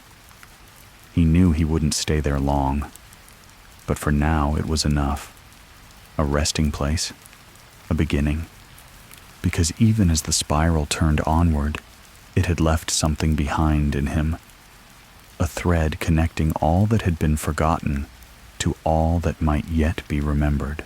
And Elijah, he would follow it, wherever it led. Night came quietly over the field, not with a dramatic descent of shadows, but with a soft dimming, like the turning down of a lantern wick. The sky above the farmhouse rippled with violet and blue, the stars emerging one by one, distant and uncaring. Elijah sat on the old porch steps, the rough wood beneath him, pressing patterns into the back of his legs. He hadn't lit a fire. He hadn't needed to. The air was mild, almost warm, and there was a strange clarity to the silence, a calm that didn't soothe but instead made every sound that did arise more important. A cricket chirp, a creak of timber. Somewhere a lone owl gave a short, hoarse call and fell quiet again. Elijah held the list of names in his lap. His fingers traced down the lines as if he were reading a prayer, but he wasn't focused on the ink. He was trying to feel them, the people who had written these words, their fear, their resignation, their knowledge. These weren't warnings. They were acknowledgments. They had known what he now knew. They had felt the spiral too, even if they hadn't called it that. Maybe they used different names. The pattern, the turning, the memory path. But all of them had pointed to the same truth, that something ancient had wrapped its coils through their lives, shaping what could be seen and what was best left hidden. He found one entry halfway down the page that struck him harder than the others. It simply read, "Martin Holloway walked east at dusk, never came back. Sister said he spoke of the mirror under the tree." No date, no follow-up, just that fragment. Elijah remembered the Holloways. Not well, they'd moved away when he was young, but he recalled a girl with tightly braided hair who used to pick flowers outside the church and hum songs she never seemed to have learned from anywhere. He remembered her brother, too quiet older, the kind of boy who carved symbols into desks when teachers weren't watching. And suddenly, Elijah knew where he had to go next. Martin had spoken of a mirror under the tree. That couldn't have been metaphor. Not with everything Elijah had seen. The veil, the locket, the cellar beneath the church, the mirror shard. All of it pointed to reflections, not just literal ones, but moments when memory became a lens through which the spiral revealed itself. He rose, folded the paper carefully, and tucked it back into his coat. The field whispered behind him, grass rustling like secrets brushing against his boots. He made his way toward the tree line at the far end of the pasture, where the old birch grove stood like pale sentinels in the dark. He'd played here once as a child, had hidden coins in the hollow of one tree, left a note in another. The grove had always felt removed from the rest of the land, not threatening, just apart, as though it had never truly belonged to the world outside. He stepped between the trunks, his eyes adjusting to the deeper dark beneath the canopy. The trees here didn't creak like the ones near the church. They stood in silence, waiting. And then he saw it at the base of the largest birch, half covered in roots and leaves, a shallow depression filled with water that did not ripple even as the breeze passed through the grove. It looked like rain had collected there, but the edges were too perfect, the surface too still. Elijah crouched beside it and peered in. It was not water, it was a mirror, but not one made of glass or silver. The surface shimmered with a texture that reminded him of mercury or oil, dark, shifting, impossible to see through, yet offering depth that pulled at the eye. And as he looked deeper, he didn't see himself. He saw Martin Holloway, standing right here barefoot, staring into this very mirror. His lips were moving, but no sound came. Then the image shimmered and changed. May seated beneath the same tree, brushing dirt from her knees, humming that same tuneless lullaby. Again, the vision shifted. His mother, now older than he remembered, kneeling at the edge of the grove, whispering into the soil. The mirror wasn't a memory bank. It was a convergence, a knot in the spiral where moments across time touched and overlapped, where the watchers, those chosen or cursed, came without knowing why, drawn by some echo only they could hear. Elijah reached out and placed his palm on the surface. It didn't resist. It didn't yield. Instead, it welcomed. And suddenly, he felt a rush of sensation, not unlike what he had experienced in the veil, but deeper, quieter. Here, there was no entity trying to speak through him. There was only remembrance, images, feelings, voices barely above a breath, layering over one another like threads of an unspoken tapestry. And beneath it all, a question, not asked in words but in presence. Will you carry us? Not just May, not just Martin, but all of them. Every soul who had brushed against the spiral and vanished into silence. He pulled his hand back. He wasn't ready to answer, not yet, but he would be. The mirror pulsed once with soft light, then faded to darkness. Elijah stood alone in the grove. And somewhere in the far-off sky, hidden behind the clouds, the spiral turned again. Elijah didn't sleep that night. Not in the traditional sense. He returned to the farmhouse in the blue-gray stillness before dawn, his boots heavy with dew, the mirror grove receding behind him like a fading dream. He sat in the old kitchen, a chipped mug of lukewarm coffee in his hands, and watched the light come in through the warped window panes. The house creaked and settled around him like an old animal curling back into rest. It had accepted him, or tolerated him. Maybe there was no difference anymore. The list of names lay spread across the table, weighed down at the corners by rocks, the locket, and a rusted compass that had been hanging by the door since his grandfather's time. He stared at the names again, lips silently mouthing each one as if summoning them into the room. The air seemed to change as he did so, not colder but denser, as though the weight of all those untold stories had taken physical shape in the wood and dust. He wasn't imagining it. The house remembered. By mid-morning, Elijah had found an old reel recorder in a crate beneath the stairs. It didn't look like it would still work, but when he plugged it into the wall and pressed the button, the tape inside began to spin slow and smooth. He listened. Crackle. Hiss. Silence. Then faintly a voice. Female. Soft. His mother's. The pattern will always draw the child with an open eye. It doesn't need your permission. Another voicemail this time. Firm, cautious. Maybe his grandfather. They can't know everything. You tell too much and it turns too fast. Back to her. He'll need to choose one day. The land or the forgetting. Either way, we don't get to keep him. Elijah leaned back from the machine, breath shallow. They had known. All those years ago, they had already seen what the spiral would demand of him, and they had never told him not out of cruelty, but because they knew that knowledge too early would twist him before he was ready. He shut the recorder off, took the locket in one hand, the list in the other, and stepped out onto the porch. The sun had risen now full and high, burning off the last of the mist. In the distance, the tree line shimmered faintly, not with light, but with tension, like the boundary of a story just before it's told. He knew what he had to do next. He would walk the path again. Not the path to the vale or the church or the mirror grove. The old path. The one his grandfather had walked and his grandfather's father before him.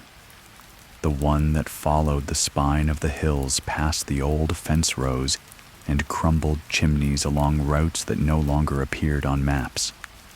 There were shrines along that path, cairns, boundary stones carved with spirals so weathered they looked like natural formations. Each one a whisper of warning, a breath of memory left behind by those who had understood what was coming. He packed a small satchel water, the list, the locket, the mirror shard, the compass, and a notebook he found in the drawer near the stove. Then he set out his boots crunching softly over gravel and old pine needles. The first mile was uneventful. Birds chattered in the canopy. A hawk circled overhead. But as he passed the broken stone wall where the old Miller place had once stood, he felt it. A low vibration under his soles. The earth remembering him. The spiral recognizing him. The second mile took him into thicker woods. Shadows here pooled between trees like forgotten thoughts. He found the first cairn near a creek bed, flat stones stacked with careful precision, moss-covered and ringed with old offerings. Coins, feathers, bones arranged like petals. The spiral was carved into the largest stone, so faint now it could have been mistaken for erosion. Elijah knelt, added a stone of his own, and whispered the first 3 names from the list. As he stood again, the wind shifted. He could have sworn he heard someone walking parallel to him deeper in the trees. But he didn't stop. At the 4th mile, he came to a place where the trees arched unnaturally, their limbs forming a tight tunnel of shade. He stepped through without hesitation. Halfway down the tunnel, he passed beneath a bough from which hung dozens of small wooden dolls, each suspended by a single thread. They swung gently in the still air, clicking softly against one another. He didn't touch them, just walked beneath listening. Somewhere above him a low hum began, subtle, not human. It faded as he passed through. By the time he reached the 7th mile, the sun had begun to descend. The last cairn on his grandfather's path stood at the edge of a rocky outcrop overlooking a wide basin of rolling trees. The view was stunning and wrong. In the middle of that forested bowl stood a shape he hadn't seen before. A tall stone spire, gray as bone with spirals etched from base to tip. Around it the trees had died in a perfect circle, their trunks blackened as if burned from within. This was the heart, the center point, the eye of the spiral. He had never known it existed, but he would go there tomorrow. He sat beside the cairn notebook, open pen in hand.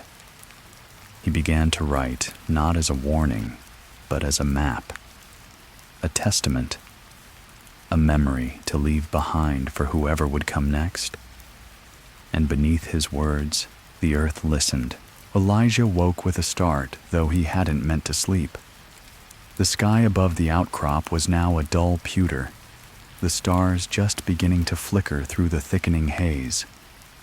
His notebook lay open on his chest, ink smudged where his hand had drifted in the night, a faint imprint of the spiral forming where sweat and pressure had pressed it into the paper. He sat up slowly, muscles aching from the cold rock, and looked down once more at the basin. The stone spire still stood motionless among the dead trees, but something about it had changed. He couldn't say what exactly. Maybe the shadows. Maybe the way the clearing now seemed a little larger than before, as if the spiral's influence had subtly stretched its reach during the night. The wind at this height carried a scent he hadn't noticed the day before, metallic sharp mingled with the earthy smell of dried leaves and decayed bark. It reminded him of the church cellar, of the mirror grove, of every place where time had seemed to collapse inward on itself. This was not just a monument. It was a wound he packed up without eating, without speaking, without even checking his compass. There was no need for tools now. The spiral had embedded itself into his awareness so thoroughly that his steps moved in rhythm with it. Every choice of direction felt less like navigation and more like fulfillment. The descent into the basin took longer than expected. The woods grew denser, the path less a trail and more a suggestion. He stepped over twisted roots, ducked beneath thorny branches, waded through low-lying mist that clung to his legs like cold cloth. Birds did not sing here. Even the insects seemed hushed, their usual drone replaced by an almost imperceptible vibration that pulsed just beneath the surface of hearing. He began to notice small things, faint grooves in the bark of trees that followed spiraling patterns, moss that grew in perfect rings, stones stacked without human interference, yet too deliberate to be random. The forest had not grown around the spiral, it had grown with it, adapted to its rhythm like a heartbeat, syncing to a song heard in the womb. An hour passed, maybe more. Time stretched strangely here. His wristwatch had stopped sometime during the night and would not start again. Finally, the trees parted and he stepped into the clearing. The sudden openness was disorienting after so long under a canopy. The spire loomed ahead taller than he had thought, rough-hewn, but standing with impossible precision, as though every inch of it had been shaped with intention beyond human understanding. The dead trees surrounding it had not fallen. They had withered in place, their limbs still raised, skeletal and reaching. No wind stirred in this circle. No sound entered. Elijah walked forward. Each step felt heavier, as if the spiral were testing his resolve, pressing down on his shoulders with the weight of all the memory stored here. He reached the base of the spire and placed a hand against the stone. It was warm, not sun-warmed, but pulsing with internal heat, like the skin of a fevered animal. He closed his eyes and listened. At first, nothing, then echoes. Not voices, not exactly. Impressions, feelings, whole lives compressed into sensation. A woman crying as she wrote in the margins of a book, her tears smearing the ink. A boy sitting in a church pew, carving a spiral with a pocket knife, his breath shallow as something shifted in the air behind him. A man much like Elijah, standing in this very spot, holding a compass that spun wildly no matter where he turned. Each memory unfurled and collapsed within him, not as visions, but as certainties. This wasn't just a place where stories had ended. It was where they waited. He stepped around the spire slowly. On its far side, partly obscured by fallen branches, was a hollow in the earth. A small depression lined with stones, at the center of which lay a single object, a mask. Wooden, worn, painted with a crude face and the spiral in place of a mouth. Elijah stared at it for a long time. He didn't know why, but it terrified him more than anything else he had seen. Not because of its shape or age, but because it looked familiar. Not in the way old things sometimes evoke vague memory, but in the way a face becomes unforgettable once it's spoken your name. He bent to pick it up. The moment his fingers touched it, the world buckled. Not outwardly, the trees didn't shake. The wind didn't howl. But inside his head, the spiral turned violently. He fell to one knee, breath torn from his chest, and the clearing vanished. In its place, darkness, thick, endless. Then a voice, not human, not speech, but presence formed into meaning. You wear us already. The mask is only the last veil. Elijah tried to speak, but couldn't. His thoughts scattered like leaves in a storm. Images surged through him, his mother at the Mirror Grove, his grandfather walking into fog and never returning May, standing barefoot in the vale, her mouth stitched shut with threads of memory. Then silence again. And a single thought left behind like the echo of a thunderclap. If you carry us, you carry the gate. When Elijah blinked, he was back in the clearing, still kneeling. The mask lay in his hand. Light had shifted. Hours may have passed. He rose, slowly shaking, and placed the mask in his satchel. Not to wear, not yet, but to keep, because the spiral was not done with him, and deep down he knew it never would be. Elijah didn't leave the clearing right away. The silence that hung in the dead circle around the spire wasn't just the absence of sound. It was a presence like a second atmosphere pressing close against his skin. The trees beyond the boundary line seemed distant, like the edge of a dream he could no longer reach. He stood at the base of the spire eyes, drawn to the fine etchings carved into the stone surface, each spiral interlacing with another, patterns folding inward again and again, fractals mimicking growth, decay, rebirth. It wasn't art, it was language, and he was only now beginning to speak it fluently. He circled the spire once more, slower this time, tracing his fingers across the stone like reading Braille. The texture of it shifted subtly under his touch, rough where memory was chaotic, smooth where it had been absorbed and made still. His hand brushed over one section, and a name surfaced in his mind. Caleb Reinhardt. He didn't know who Caleb was, but the sorrow that welled in his throat told him enough. Caleb had come here. Caleb had seen. And Caleb had not returned. Elijah removed the notebook from his satchel and turned to a blank page. His handwriting was slower now, more deliberate. He no longer felt the need to explain or analyze, he simply recorded. The mask, the warmth of the stone, the weight of memory pressing like water against a dam. He sketched the spiral as he saw it now, not as a flat pattern, but as a living current, layered and fluid and Ouroboros, uncoiled and stretching into the soil beneath. When he finished, he turned the page and wrote a single sentence. The mask speaks only when worn at dusk beneath the hollow moon. He had no idea why he wrote that. The words arrived from somewhere just beyond his waking thought, like a whisper passed through time. The spire loomed behind him as he stepped from the clearing. He didn't look back. The boundary was not meant to be crossed twice by the same man, and something in him knew that if he did, it would not allow him to leave again. The forest swallowed him quickly, but it no longer felt threatening. It felt aware. The spiral had recognized him, accepted him, not as a master or a victim, but as a vessel, a keeper as he'd thought before. The sun was setting when he reached the edge of the pasture near his grandfather's house. The light poured gold across the field, washing everything in the warm, quiet glow of late autumn. In the distance, the farmhouse stood still and waiting. Smoke rose from the chimney. Elijah froze, He hadn't lit a fire. No one else should have been there. He approached, slowly keeping to the tree line, eyes fixed on the crooked chimney, watching the smoke curl into the air like a question.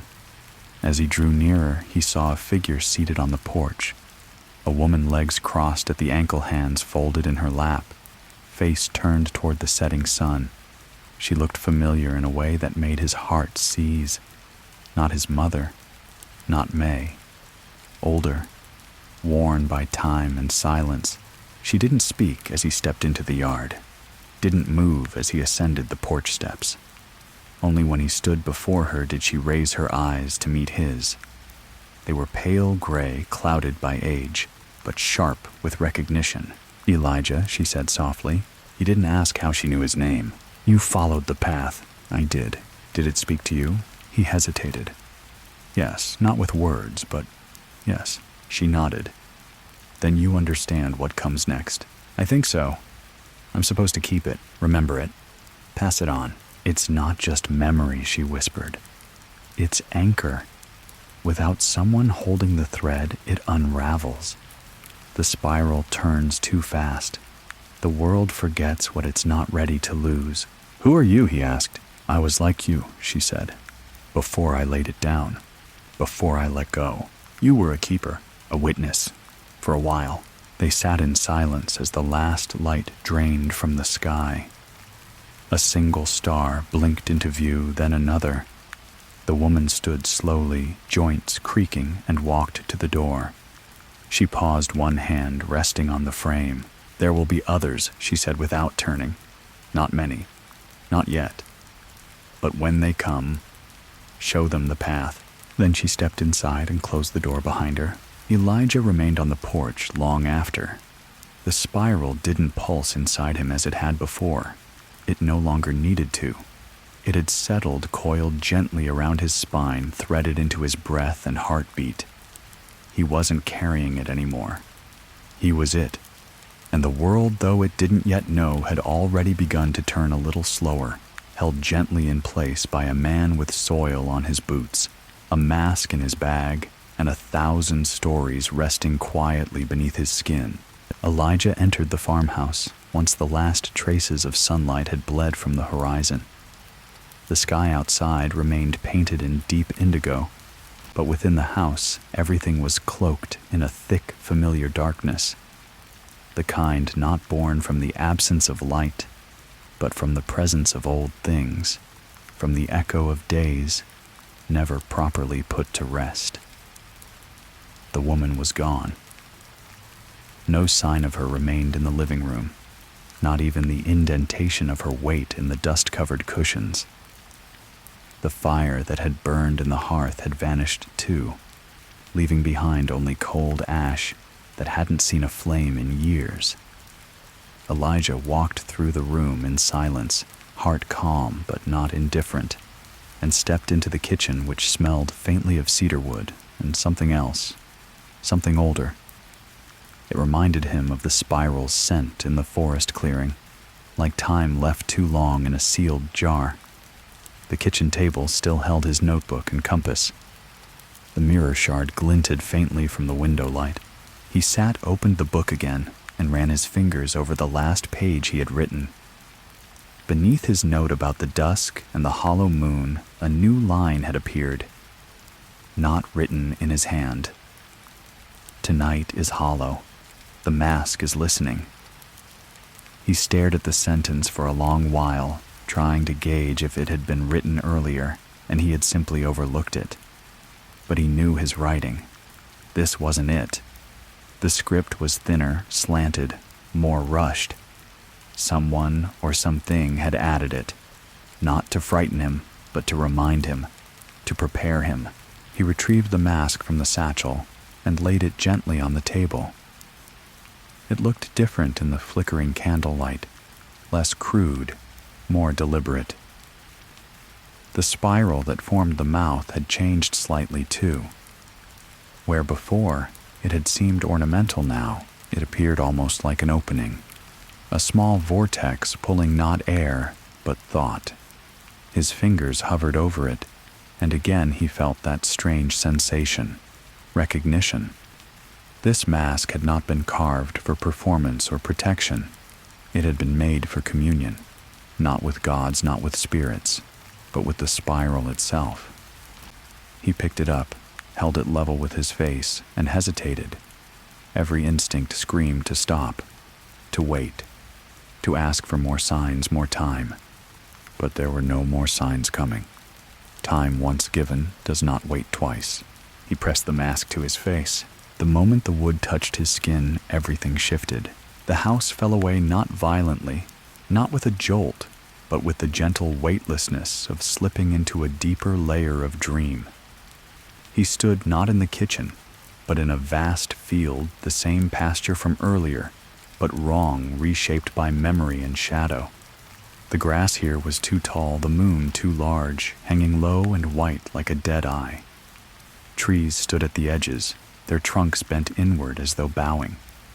In the distance, a line of figures stretched across the field, barely visible, not walking, but drifting. He couldn't see their faces, but he knew they were former keepers. Witnesses. Some carried satchels like his, others bore torches, empty books, broken relics. None looked at him directly, yet he felt seen. He took a step forward and realized the ground beneath him was marked with spirals, hundreds carved into the earth like shallow graves, each one different, each one turning in slow, silent rhythm. His footfalls didn't echo. Instead, they were absorbed like each step fed the turning beneath. A figure stepped from the line ahead and moved toward him. A child, no older than 10, eyes pale and luminous, hair long trailing behind her like smoke. She stopped a few feet from him and raised her hand not to touch, but to stop. Then she pointed to the ground. Elijah looked down. A spiral beneath his feet had begun to glow faintly, not with light, but with presence. He knelt. The mask whispered to him now, not in words, but in emotional pulses, reminders of things he hadn't yet remembered.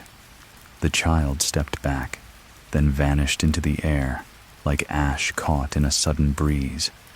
He reached toward the spiral in the dirt, fingers trembling, and touched the center. The field shattered, not in violence but in memory. Suddenly, he was standing in the church cellar again, the mirror walls pulsing around him. Then in the mirror grove, watching himself from a distance. Then, beside his mother, watching her cry into a closed locket she held to her lips. Then in 100 other places, some he remembered, some he had never seen, but all tied to the same current. He wasn't just seeing the spiral's path. He was becoming it, and then the spiral spoke, not as a voice, not as a presence, but as everything at once. Every keeper who had ever borne its weight. Every story half told. Every wound left untreated in the land. It folded into him like breath returning to a body. And at the heart of it was a question, the same one that had pulsed beneath every step, behind every whisper. Will you remain? Elijah didn't answer aloud. He didn't need to. He had already chosen. When he wore the mask, when he followed the path, when he remembered what others had tried to forget. The spiral did not thank him. It did not praise or reward. It simply quieted. The vision faded. The field dimmed. The house returned. He stood once more in the kitchen, the mask resting gently on the table. Outside, the night remained silent. The moon, now high and hollow, watching from its dark throne. Elijah exhaled slowly. He was still himself, but not alone anymore. Morning arrived slowly, not in brightness, but in the gradual lifting of shadow. The sky remained gray, the sun nothing more than a dull smudge above the horizon, and the air held a thick stillness that clung to the bones. Elijah sat in the kitchen, unmoving, watching the cold seep through the windows. The mask lay on the table before him, inert, now stripped of whatever current had run through it during the night. Yet its silence wasn't emptiness. It was the hush that follows revelation, the moment between breath and speech, between understanding and decision. He felt different, not just exhausted, not simply haunted. He was recalibrated, like something inside him had been shifted by 1 degree, just enough that every movement, every thought now traced a new trajectory. The spiral had coiled tighter within him, not with force, but with permanence. He rose stiffly and opened the door to the back pasture. The field was still there, the fence posts leaning with age, the well at the far end, now wrapped in thin mist. The birch trees beyond it swayed gently, though there was no wind. He walked toward them, boots heavy with moisture from the dew-soaked grass. As he passed the well, he paused, then knelt beside it. The stone he had placed on the rim days earlier was gone. In its place sat a feather, raven black iridescent, perfectly centered. He didn't touch it. He understood. The spiral left signs when it wanted. It had spoken last night in its own tongue, now it watched. At the tree line, he found the path again, this time clearer, as if something had smoothed it in the night. It wound east through thicker woods than before, skirting old stone walls that hadn't been visible from the field. These woods were older, wilder, the kind of forest where names no longer mattered, where sound was absorbed before it echoed. He followed the trail in silence, listening to the subtle cues of the land, the sudden hush of birds, the tension in the trees, the occasional whisper of a branch moving against another. Not all sounds were natural. Some were echoes of things long buried. The path narrowed near a collapsed foundation stone and timber swallowed by moss and time. Beside it, barely visible beneath a collapsed beam, stood a marker, a wooden post carved with a spiral so old it had become a groove. Around its base were small offerings, buttons, rusted nails, a child's marble, all left neatly. Elijah stared at it for a long time.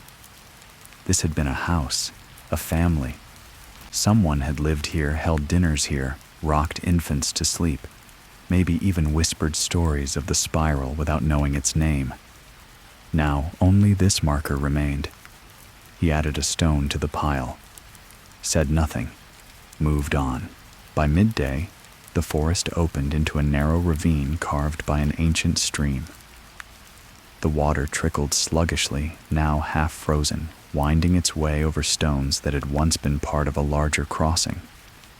A crude bridge lay shattered to one side. Across the ravine, the path continued, marked by more spirals, etched into the trees, not by hand, but by growth itself.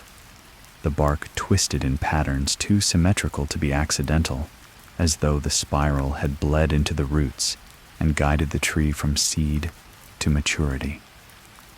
Elijah stepped into the water boots, soaking through instantly, the chill biting into his ankles. He didn't stop.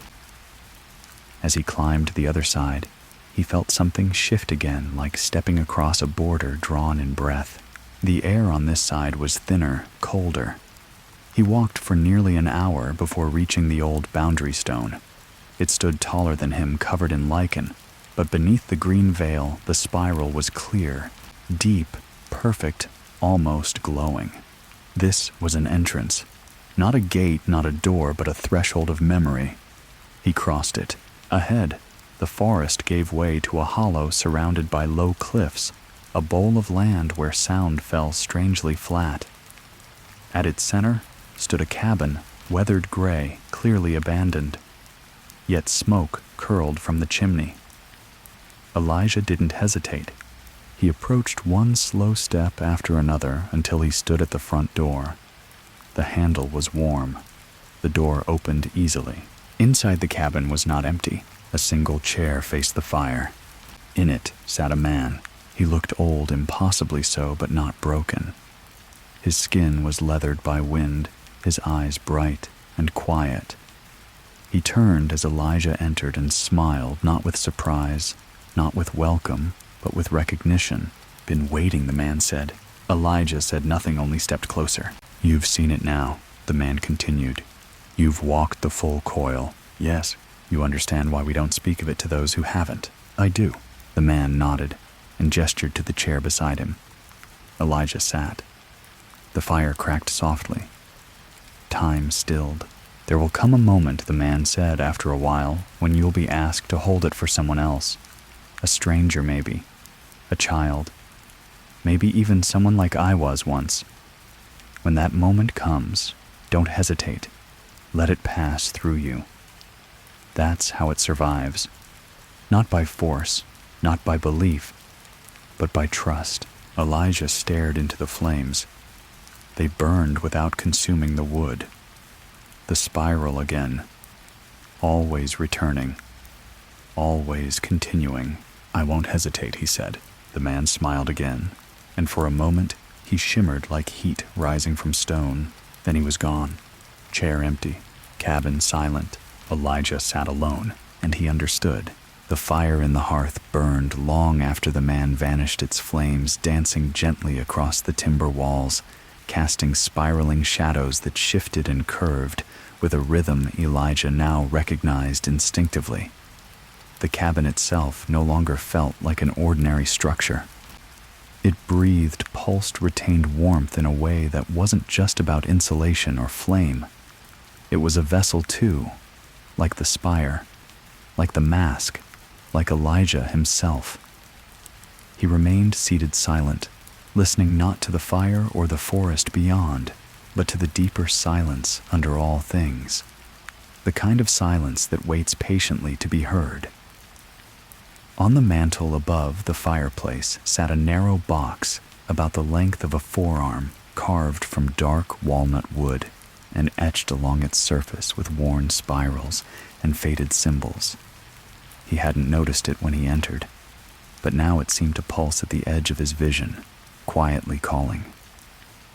He rose and approached it each footstep, sending minute creaks through the cabin floor. The box was lighter than it looked.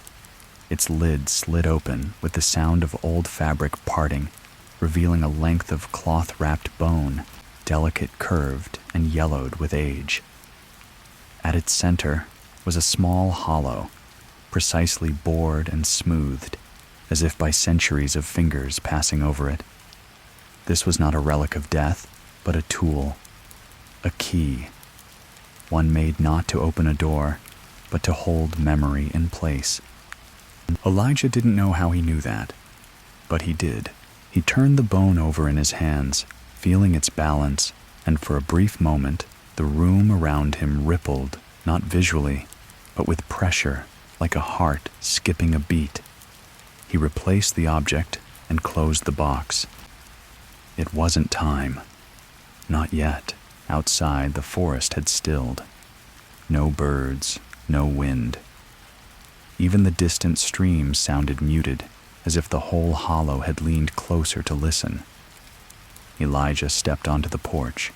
The sky above was a deep steel-gray sun, hidden behind clouds that never moved. He started walking again, this time along a narrow trail that led away from the hollow, winding between narrow cliffs covered in frost and lichens shaped like fossilized eyes. The path didn't feel random. It felt guided, carved with intent. Every few yards he saw signs of those who had walked it before a half-buried lantern long rusted, the imprint of a spiral scorched into a stone by lightning, the skeletal remains of a deer, its antlers grown in strange spiraling curls. The deeper he went, the more the landscape changed, not overtly, but subtly, as if the laws of place had begun to bend. Rocks grew in concentric rings. Trees leaned not toward the sun, but toward each other, forming almost cathedral-like vaults with their branches. He emerged eventually into a glade unlike any other he'd seen. It was a circle, perfectly round, lined with standing stones no taller than a man's knee. Each stone bore carvings, some crude, some precise, all variations of the spiral, but each with a unique inflection. In the center of the circle stood a monolith, black and smooth, absorbing light rather than reflecting it. It was not of this forest, perhaps not even of this world. And as he approached, he felt the pull of it, gravitational, psychic, familiar. The monolith hummed softly, not audibly, but in his blood. He didn't try to speak. Words didn't belong here. Instead, he knelt before it, placed both palms flat against its surface, and closed his eyes. The rush came like wind through a canyon, cold, full of voices. He saw generations, faces, whole lives collapsing into spirals. A woman in a cave drawing spirals on the wall with her own blood. A hunter burying a broken mask beneath the roots of a tree that hadn't yet grown. A girl standing in a fire whispering her own name backward until it vanished from memory. They were all keepers, witnesses, carriers of the thread. He was not the first. He would not be the last.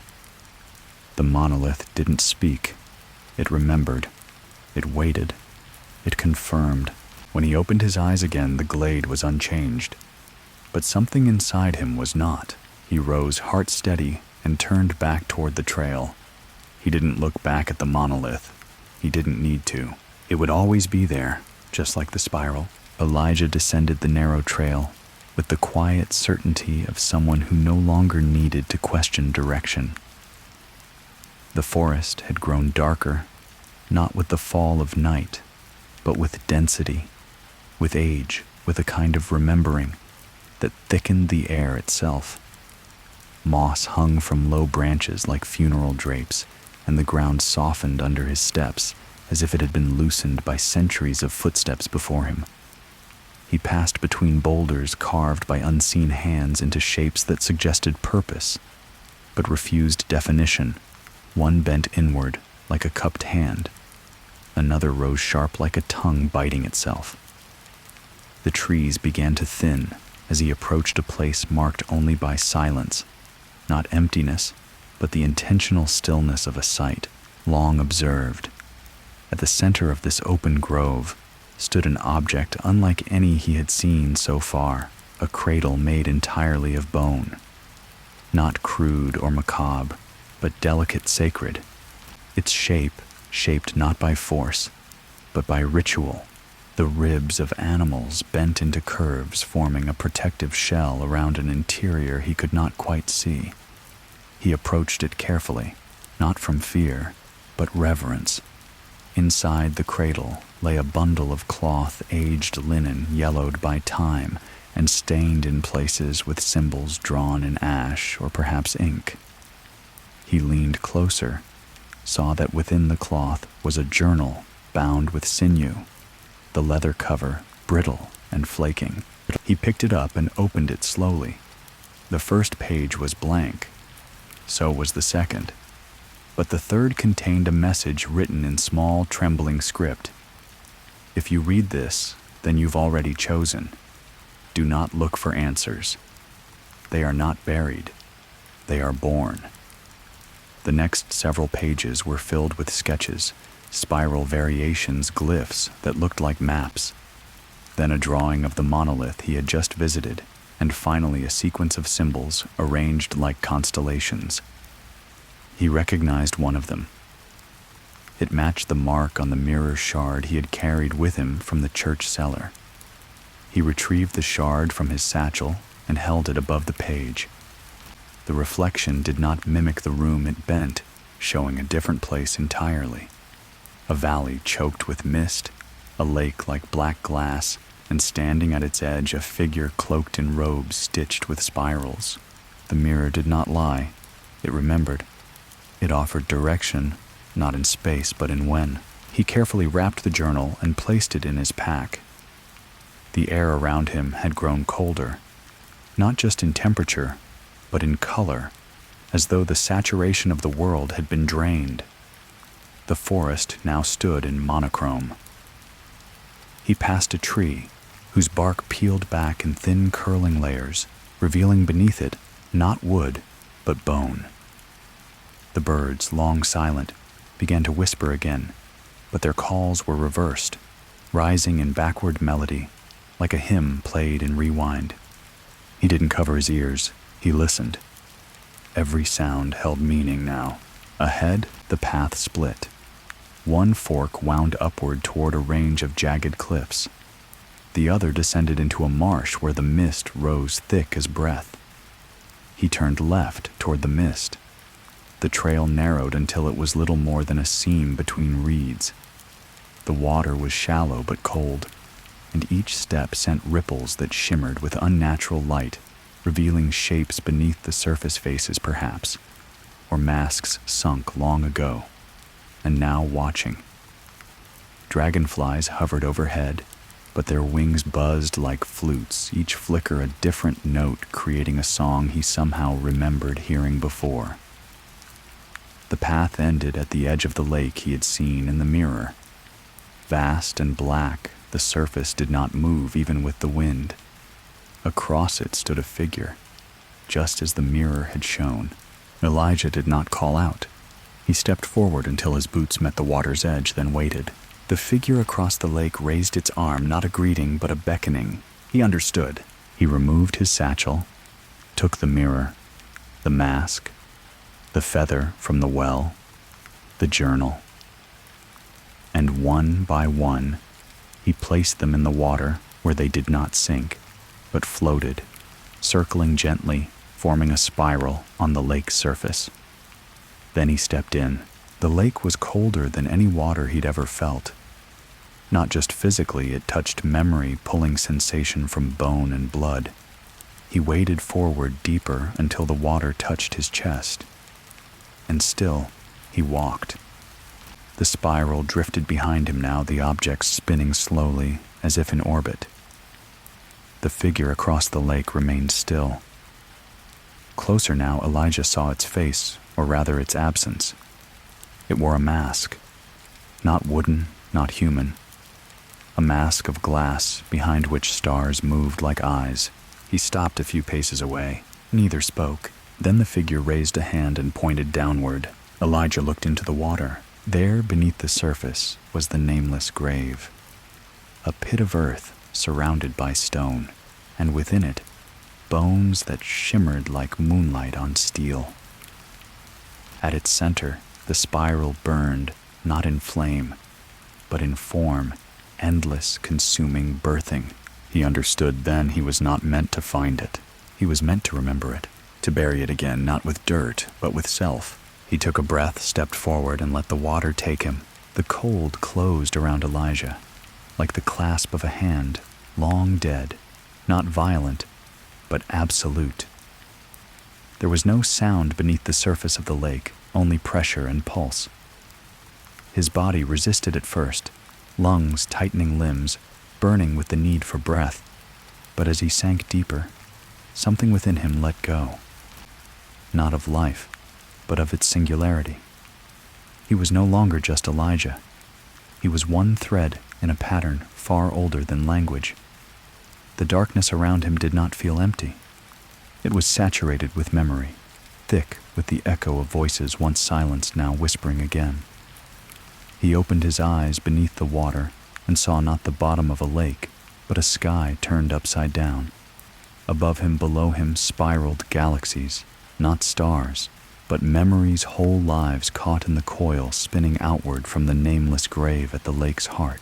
He drifted downward, arms outstretched, the mirror shard still clutched in his left hand. It glowed now, not from reflection, but from recognition. It had returned to where it belonged. As he descended, the bones in the grave grew clearer, not human, not beast, but something in between, long-limbed and curled inward as if guarding its own end. Its skull bore no features, only a spiral etched into the center of its forehead, carved so deeply the bone looked melted around it. Elijah hovered above it, suspended not by force, but by invitation. Then the figure from the far shore appeared again, now beside him, unmoving, its glass mask refracting 1,000 fragments of Elijah's face. It reached forward and placed a hand on Elijah's chest. The sensation was like heat rising through ice, not painful, but searing with truth. With the touch came visions. He saw a boy alone in the woods carving spirals into stones without knowing why. He saw a woman in a hospital bed whispering to a child the name of something she was forbidden to speak aloud. He saw storms breaking over hills where the wind carried voices that didn't belong to any living thing. He saw the spire again, but not as he had found it. He saw it rising, built not by hands, but by thought. A place that had grown from memory itself. He saw himself seated in the farmhouse staring into a blank page. Then the spiral turned inward, and he saw the beginning. A child buried in the woods before names were given. A grave dug not from earth, but from forgetting. A mask carved from the tree that grew too near, and the first witness trembling, holding what he could not understand, whispering, "It's not dead. It's only waiting." The figure removed its hand, and Elijah gasped not for breath, but from understanding. He was not here to unearth a secret. He was here to become its vessel. The grave below opened not physically, but inwardly, revealing a hollow space at the center of the bones. The shard in Elijah's hand grew hot. He let it go. It drifted down, slow as thought, and fit perfectly into the space, sealing it. The spiral pulsed once, and then light soft, not blinding, not even bright, but full. It moved through the water like ink in reverse, recoloring the void. The bones no longer shimmered. They dissolved not into decay, but into story, into form, into message. And Elijah, floating, still received it, not with ears or eyes, but with the marrow of his being. He was not drowning. He was being rewritten. He closed his eyes. When they opened again, he was standing, not on the lake bed, not in the forest, but inside the spiral, a space without walls, without time, where every step forward was also a step back. He walked for what felt like hours, or seconds, or lifetimes. Along the way, he passed doors made of fire windows, filled with storm's altars, overgrown with vines that whispered secrets in languages lost before sound. He passed reflections of himself at different ages, child, old man, stranger, and each one nodded as he walked by. At the center of the spiral, there was no destination. Only a silence so deep it hummed, and in that silence Elijah sat. He waited, and the spiral turned around him. Elijah didn't know how long he remained seated in the spiral's center, only that time had abandoned its old measurements. There were no hours here, no breaths to count, no pulses to mark passage. The silence surrounding him was total, yet far from empty. It throbbed with layers of meaning. He couldn't yet name vibrations that passed not through his ears, but through his bones. He felt like a stone dropped into the heart of a still pond, sending ripples through something far larger than a body of water. And those ripples came back. They carried echoes, memories that weren't his, not entirely yet now felt tethered to his soul. He saw a mountain that screamed when thunder touched its peak, a village built in concentric circles where no one lived above ground, a funeral procession where the dead walked behind their mourners. And always at the edge of each vision, the spiral carved into the landscape, stitched into garments, branded into skin. The spiral had never been a symbol. It had always been a doorway, a method of travel not through space, but through knowing. A change came then, not sudden, but with the finality of realization. The silence deepened, and Elijah felt the spiral begin to close, not like a trap, but like a flower folding in the night. It was done with him, or perhaps he was done with it. Either way, something released. He stood slowly and turned without knowing what direction to face, and found the path had reappeared, a thread of silver light extending ahead through the dark. He followed. Each step sent a memory from his feet into the ground, like the spiral now traced his life in return. The walls of the spiral began to fade, not vanish, but blend until the space around him resembled once again the dense forest, the cliffs, the lake. He stood on the shore, the water behind him perfectly still, not a ripple from his passage. The figure in the glass mask was gone. The air was different now, no longer weighted by anticipation, but by something subtler. Expectation. Elijah walked back through the trail without needing to look for markers. The land knew him now. It parted for him, offered no resistance. Even the sounds had shifted. The wind no longer whispered in reverse, but in sync with his breath. Birds had returned, though their calls still carried a curious minor key, like lullabies sung in a tongue just beyond comprehension. When he reached the glade of the standing stones, he paused. The monolith stood as it had before, but no longer loomed. Its surface, once impossibly black, now reflected just the faintest hue, deep indigo, as if remembering starlight. He approached and placed his hand on its face. Nothing dramatic happened.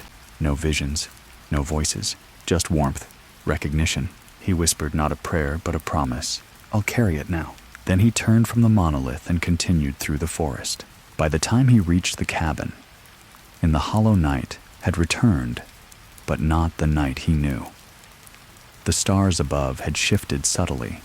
Constellations changed their shapes, resembling spirals, masks, eyes.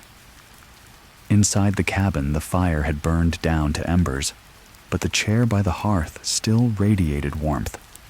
On the table lay the journal he had taken from the cradle of bones. Only now it was open. The pages, once blank, were filled with writing in his own hand. The words chronicled what had happened, but written with the authority of memory, not observation. He didn't remember writing them, yet each line resonated. He turned the page, found the final entry. It was not a sentence, it was a question. "When they come, will you show them the path?" Beneath it, a space left blank, waiting for an answer. He picked up the charcoal nub lying nearby. He didn't hesitate. Yes. Then the candle at the window flickered and he looked up. Outside, beyond the trees, a lantern glowed. Someone was coming. The lantern bobbed gently beyond the tree line, its flame swaying with the cautious gait of someone unfamiliar with the path. Elijah watched it through the cabin window, unmoving, not with fear, but with a profound stillness, like an old bell waiting for the next wind. He knew this moment had been seeded long before he ever arrived, perhaps even before he was born. The spiral did not measure time in days nor events in isolation. It wove threads, and now another thread had entered its coil. He stepped outside into the silver night boots, pressing softly into the dew-slicked grass, the air thick with the scent of pine and earth. The forest, though hushed, no longer felt oppressive. It breathed with him now. The figure holding the lantern stepped into view, a woman mid-30s, dressed in a thick coat, dusted with road dirt and forest debris. Her eyes locked onto his instantly, not with surprise, not even with relief, but with the haunted gaze of someone who'd seen echoes of what she could not name and followed them anyway. She spoke first, her voice low and rough. "You're the one from the stories, aren't you?" Elijah said nothing at first, then nodded slowly. "I'm just the one who remembered." She stepped closer, stopping a few feet away, lowering the lantern. "I heard the voice in the creek bed. I saw the tree that bleeds sap like oil. I dream of circles in the frost. It won't let me sleep." He gestured gently toward the cabin. "Come inside. You've walked far enough." She hesitated, then followed him in. Inside, the embers glowed warmly, and Elijah stirred the fire back to life. The cabin's stillness cradled them as he poured her water from a clay jug and handed it to her. She drank in silence. He watched her movements tight, careful, coiled like a spring. She hadn't yet surrendered to the spiral. She was still unraveling. "What do you know?" she asked finally. Her voice trembled, not with fear, but with fatigue. "What is it?" Elijah leaned back in his chair, his fingers laced together over his lap. It's not a thing. Not like we think of things. It's an inheritance. A memory so old it forgot its name. The spiral isn't what you find, it's what finds you. She blinked slowly. Why me? He smiled gently. That's not a question I've ever heard answered. But I know this once it touches you, you can't unknow it. You either carry it, or you break. She was silent, then gazing into the fire. Her breath slowed, her shoulders lowered slightly. Not with ease, but with the beginning of resignation, the kind that comes before surrender. Elijah rose and took the journal from the table, setting it in her lap. There's a story here. Some of it mine. Some of it yours, though you haven't written it yet. She opened the cover, flipped through pages filled with his handwriting, then paused at the last page, the question and the word he had written beneath it. Her eyes glistened. You answered. He nodded. Someone always has to. She looked at him. Will you show me? Elijah moved to the door, opened it, and gestured into the woods. The path is already open. All you have to do is walk it. She stood, the journal clutched in both hands, and followed him into the night. Behind them, the cabin remained a hollow in the forest, a place of rest, of memory. Ahead, the trees whispered again, not warnings, invitations, and through the leaves, spirals shimmered faintly in the starlight. The land was ready, so was she. They walked in silence for some time, their footsteps threading softly through the undergrowth. The woman, her name still unspoken, kept pace with Elijah. Her lantern held low, casting long shadows that flared and bent across the forest floor. The path they followed was not marked by trail signs or footprints, but by a deeper instinct, a pull from the earth itself. Every root, every stone seemed placed not by chance, but by design, as though the forest had rearranged itself for their passage. Overhead, the moon had disappeared behind a sheet of shifting clouds, and yet their way remained lit not from above, but from the faint phosphorescence that clung to certain leaves, to certain moss-covered trunks glowing ever so slightly in the shapes of coils and curving lines. Elijah's breath remained steady, and though he said little, his mind was awash in patterns. With each step, he recalled how he had once stood on this same path alone, how he had once trembled before what now felt almost like an embrace. The woman walked slightly behind him, not out of hesitation, but respect. Her body tensed, like someone waiting to be struck by truth. They reached a break in the trees where the air grew heavier, thicker, like water. The space ahead was familiar. The circle of stones, the monolith still standing tall at its center. It looked different now, the sheen on its surface rippling gently, as though it had been stirred by their approach. She stopped at the edge of the clearing. This is it, isn't it? She asked, her voice nearly lost in the wind. The place from my dreams. Elijah nodded. It remembers you too. She stepped forward, leaving the lantern behind. As she entered the circle, the air seemed to shift. Sound dropped away. The trees beyond faded into a gray blur, and all that remained was the monolith and her breath. Elijah stayed at the edge, watching, not guiding. This was her moment. She raised a trembling hand and touched the surface of the stone. The reaction was immediate. A pulse rippled outward from the point of contact, like a stone dropped in a pond, and the circle of stones around her lit faintly with bluish-white lines, spirals interwoven with threads of other shapes, hourglasses, eyes the open mouths of speech frozen in time. Her hair lifted slightly in the rising charge of the air. Her eyes closed. Elijah could see her lips moving, but no sound came out. She was speaking to something older than sound. Then her knees buckled, and she dropped to the earth. Elijah rushed forward and caught her before she struck the ground. Her body was cold, but her pulse steady. Her eyes fluttered open, and she gasped, not from fear, but from release. "I saw them," she whispered. "Not people, not ghosts, witnesses. They've always been here. They watch from inside the spiral." He nodded. "You've seen what you needed.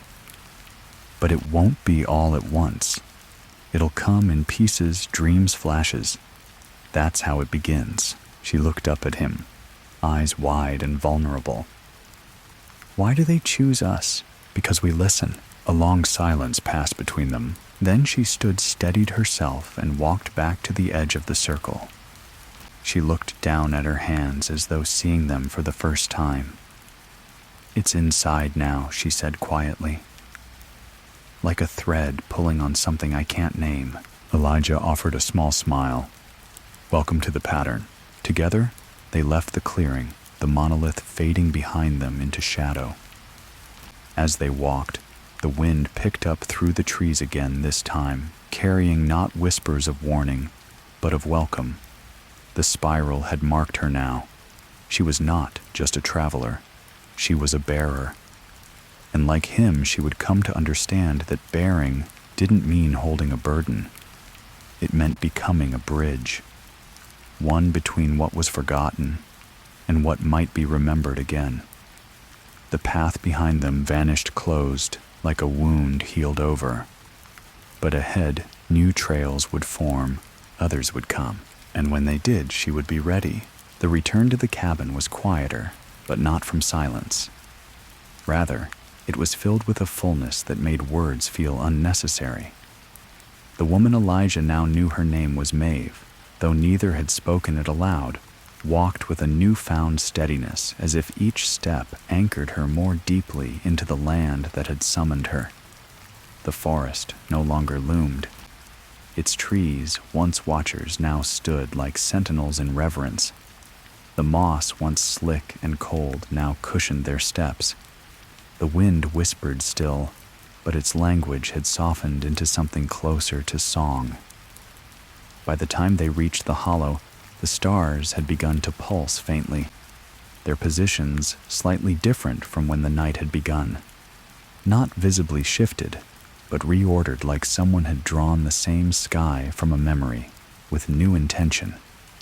Inside the cabin, the fire had gone out completely, leaving the room dim but not dark. The spiral that once flickered in the flames' dance now seemed carved into the walls themselves, a presence imprinted into the grain of the wood. Maeve stepped through the doorway and stood in the center of the room, her eyes closed, breathing deep, as if memorizing the scent of the space cedar ash and something older, fainter, like damp stone. Elijah busied himself near the hearth, stacking fresh wood and coaxing a small flame to life, not out of necessity, but ritual. The warmth was part of the remembering. Maeve turned slowly, her fingers brushing the edges of the journal still resting on the table. It had shifted again, the last page now filled with more writing, her handwriting this time. She stared at it, unsure when she had written it, or even how. But she recognized the truth of every word. "They've been calling longer than I knew," she said at last, voice soft, almost breaking. "Even as a child, I heard them in the rustle of dry leaves and the hum of power lines on quiet nights. I just thought I was imagining things." Elijah nodded, feeding the fire. "Imagination's just the first door. They wait behind all the others." Maeve sat resting her hands on her knees. "What happens now?" He didn't answer right away. Instead, he reached into a drawer beneath the hearth and pulled out a small bundle wrapped in dark cloth. Unfurling it, he revealed another mask, not wood, not glass, but something between its surface etched with thousands of tiny spiral lines so delicate they could only be seen when the light hit just right. He held it out to her. "It's yours now." She didn't reach for it immediately. Her eyes studied the mask, its subtle shimmer, the way it seemed to absorb the room around it. "I thought I'd feel fear," she murmured. "But I don't. I feel like I've been here before. Or maybe I never left." Elijah leaned back. That's how the spiral works. It's not about beginning or ending. It's about continuing. You carry it forward. You become part of the pattern. She finally took the mask and placed it gently on the table beside the journal. "And you? Where will you go?" He met her eyes, his expression unreadable but calm. "Wherever I'm needed next. The spiral doesn't let us stay still for long. We're not guardians. We're echoes. Carriers." Outside, a low wind passed through the trees, and for a moment it sounded like voices, distant, overlapping, layered with laughter, weeping prayers. Maeve turned toward the window. "There'll be more, won't there?" He nodded. "There always are. Some will come curious. Some will come broken. Some won't even know why they're walking until they're here. But they'll find the place. They always do." She stood again, walking toward the door. Her hand lingered on the frame. "Then I'll be here when they arrive." Elijah smiled, not with joy, but with something deeper, relief perhaps, or understanding. That's all the spiral ever asks. She stepped out into the night, now her home, now her story. Elijah remained a moment longer, looking around the cabin, at the mask, at the journal, at the fire, and then without a sound he was gone.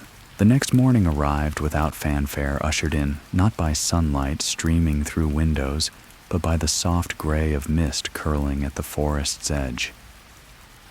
Maeve stood on the porch of the cabin, a mug of cooling tea in her hands, watching as the trees stirred awake around her.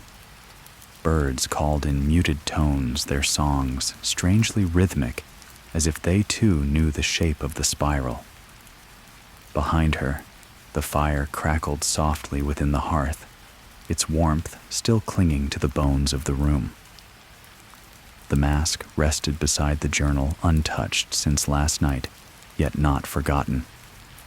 It pulsed faintly with its own presence, as though breathing in tandem with the cabin itself. Maeve had not slept. She hadn't needed to. The forest had offered her something far more nourishing than rest, a dream that walked beside her fully awake. In the hours since Elijah's departure, she had felt the edges of her old self dissolving, not erased, but absorbed into something more fluid, more ancient. Her memories remained, but they moved now like pages caught in a breeze, tethered not by time, but by meaning. She had spent the quiet hours tracing the spiral with her fingertips across the worn planks of the table, the grooves in the window glass, the rings within a split log on the porch. It was everywhere. The message wasn't hidden. It had never been. Only misheard, only misread. Now she understood the spiral didn't call with words, but with longing. A resonance inside the soul that once struck could never be stilled. She turned her gaze toward the path Elijah had taken, though no trace of him remained. Not even footprints. The forest had swallowed him gently as it had once done to her. But she felt no fear. She knew now that he walked not away from the story, but deeper into it, toward the next voice that needed guiding. As the sun began to burn through the fog, a flicker of movement caught her eye, a figure small and hesitant standing at the tree line. A child perhaps no older than 10, dressed in a too large coat, eyes wide with awe and confusion. Maeve did not speak. She stepped off the porch, the mask held lightly in one hand, and walked to the edge of the clearing. The child didn't flinch as she approached. Instead, he looked past her toward the cabin, toward the journal resting inside. "I heard them," he whispered. "In the wind, in my dreams. They told me to come." Maeve knelt before him, placing a hand gently on his shoulder.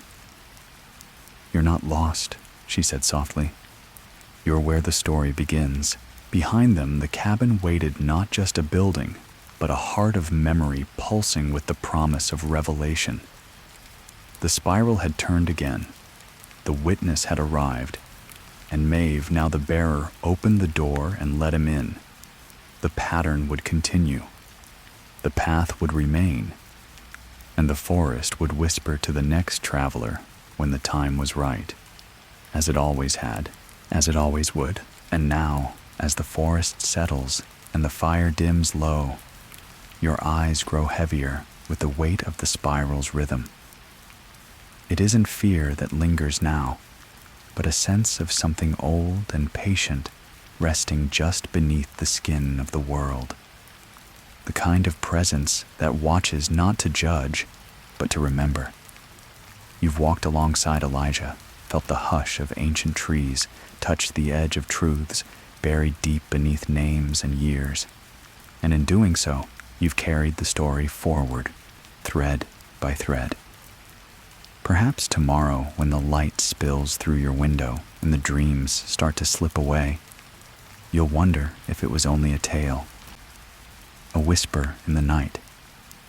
But maybe you'll see the spiral faint and quiet in the rings of your coffee cup, the curl of smoke from your morning breath, the path your fingers trace across a fogged mirror. That's how it begins. That's how it returns. Not in a rush, not in thunder, but in quiet, in stillness, in remembering. So as you drift now deeper into sleep, know that the spiral waits not with hunger, but with invitation, a slow unwinding towards something forgotten and warm. Let your breath soften. Let your limbs sink into the mattress like roots finding soil. Let go. You are not alone. You never were.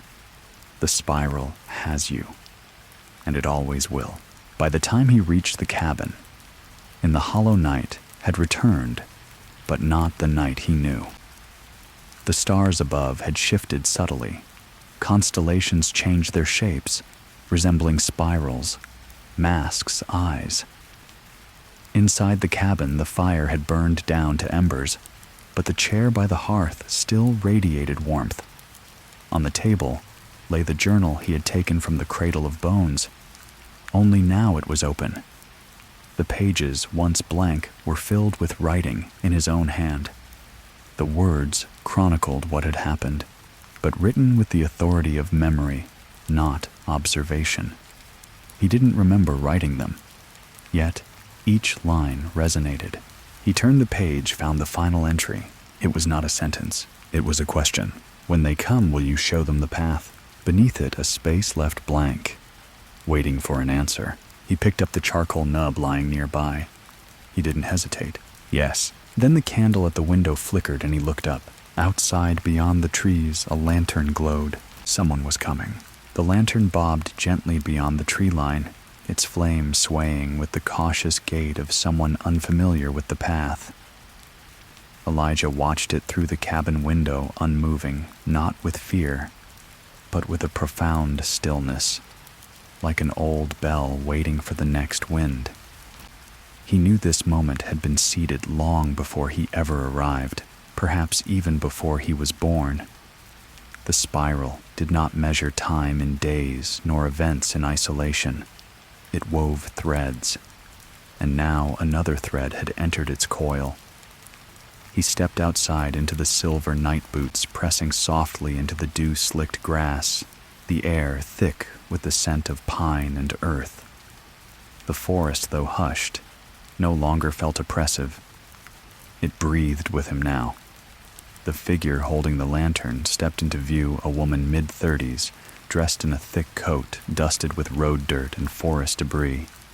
Her eyes locked onto his instantly, not with surprise, not even with relief, but with the haunted gaze of someone who'd seen echoes of what she could not name and followed them anyway.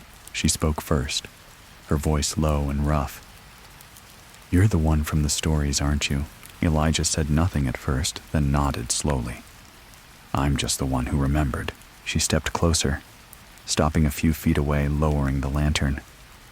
"I heard the voice in the creek bed. I saw the tree that bleeds sap like oil.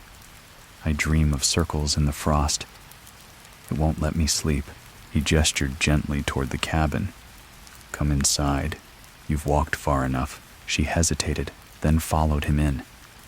Inside, the embers glowed warmly, and Elijah stirred the fire back to life. The cabin's stillness cradled them as he poured her water from a clay jug and handed it to her.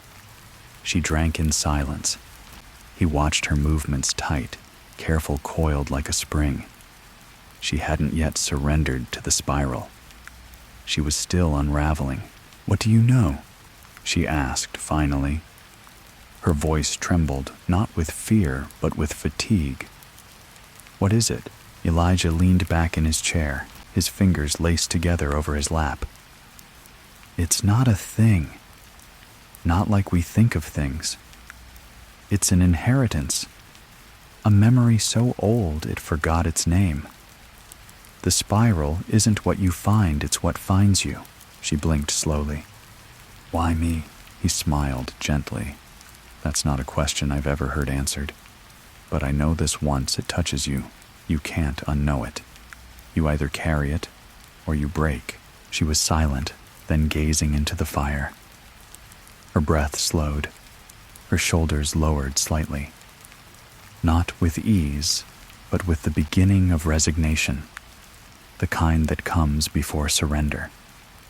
Elijah rose and took the journal from the table, setting it in her lap.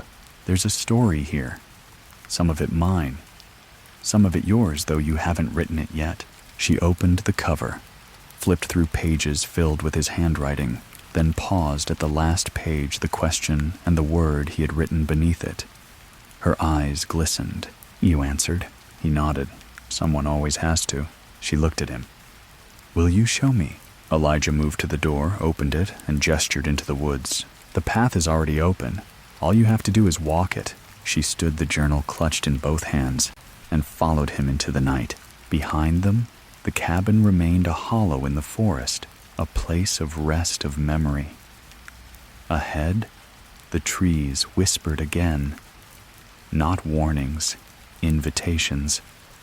And through the leaves, spirals shimmered faintly in the starlight. The land was ready, so was she. They walked in silence for some time, their footsteps threading softly through the undergrowth. The woman, her name still unspoken, kept pace with Elijah. Her lantern held low, casting long shadows that flared and bent across the forest floor. The path they followed was not marked by trail signs or footprints, but by a deeper instinct, a pull from the earth itself. Every root, every stone seemed placed not by chance, but by design, as though the forest had rearranged itself for their passage. Overhead, the moon had disappeared behind a sheet of shifting clouds, and yet their way remained lit not from above, but from the faint phosphorescence that clung to certain leaves, to certain moss-covered trunks glowing ever so slightly in the shapes of coils and curving lines. Elijah's breath remained steady, and though he said little, his mind was awash in patterns. With each step, he recalled how he had once stood on this same path alone, how he had once trembled before what now felt almost like an embrace. The woman walked slightly behind him, not out of hesitation, but respect. Her body tensed, like someone waiting to be struck by truth. They reached a break in the trees where the air grew heavier, thicker, like water. The space ahead was familiar. The circle of stones, the monolith still standing tall at its center. It looked different now, the sheen on its surface rippling gently, as though it had been stirred by their approach. She stopped at the edge of the clearing. "This is it, isn't it?" she asked, her voice nearly lost in the wind. "The place from my dreams." Elijah nodded. "It remembers you too." She stepped forward, leaving the lantern behind. As she entered the circle, the air seemed to shift. Sound dropped away. The trees beyond faded into a gray blur, and all that remained was the monolith and her breath. Elijah stayed at the edge, watching, not guiding. This was her moment. She raised a trembling hand and touched the surface of the stone. The reaction was immediate.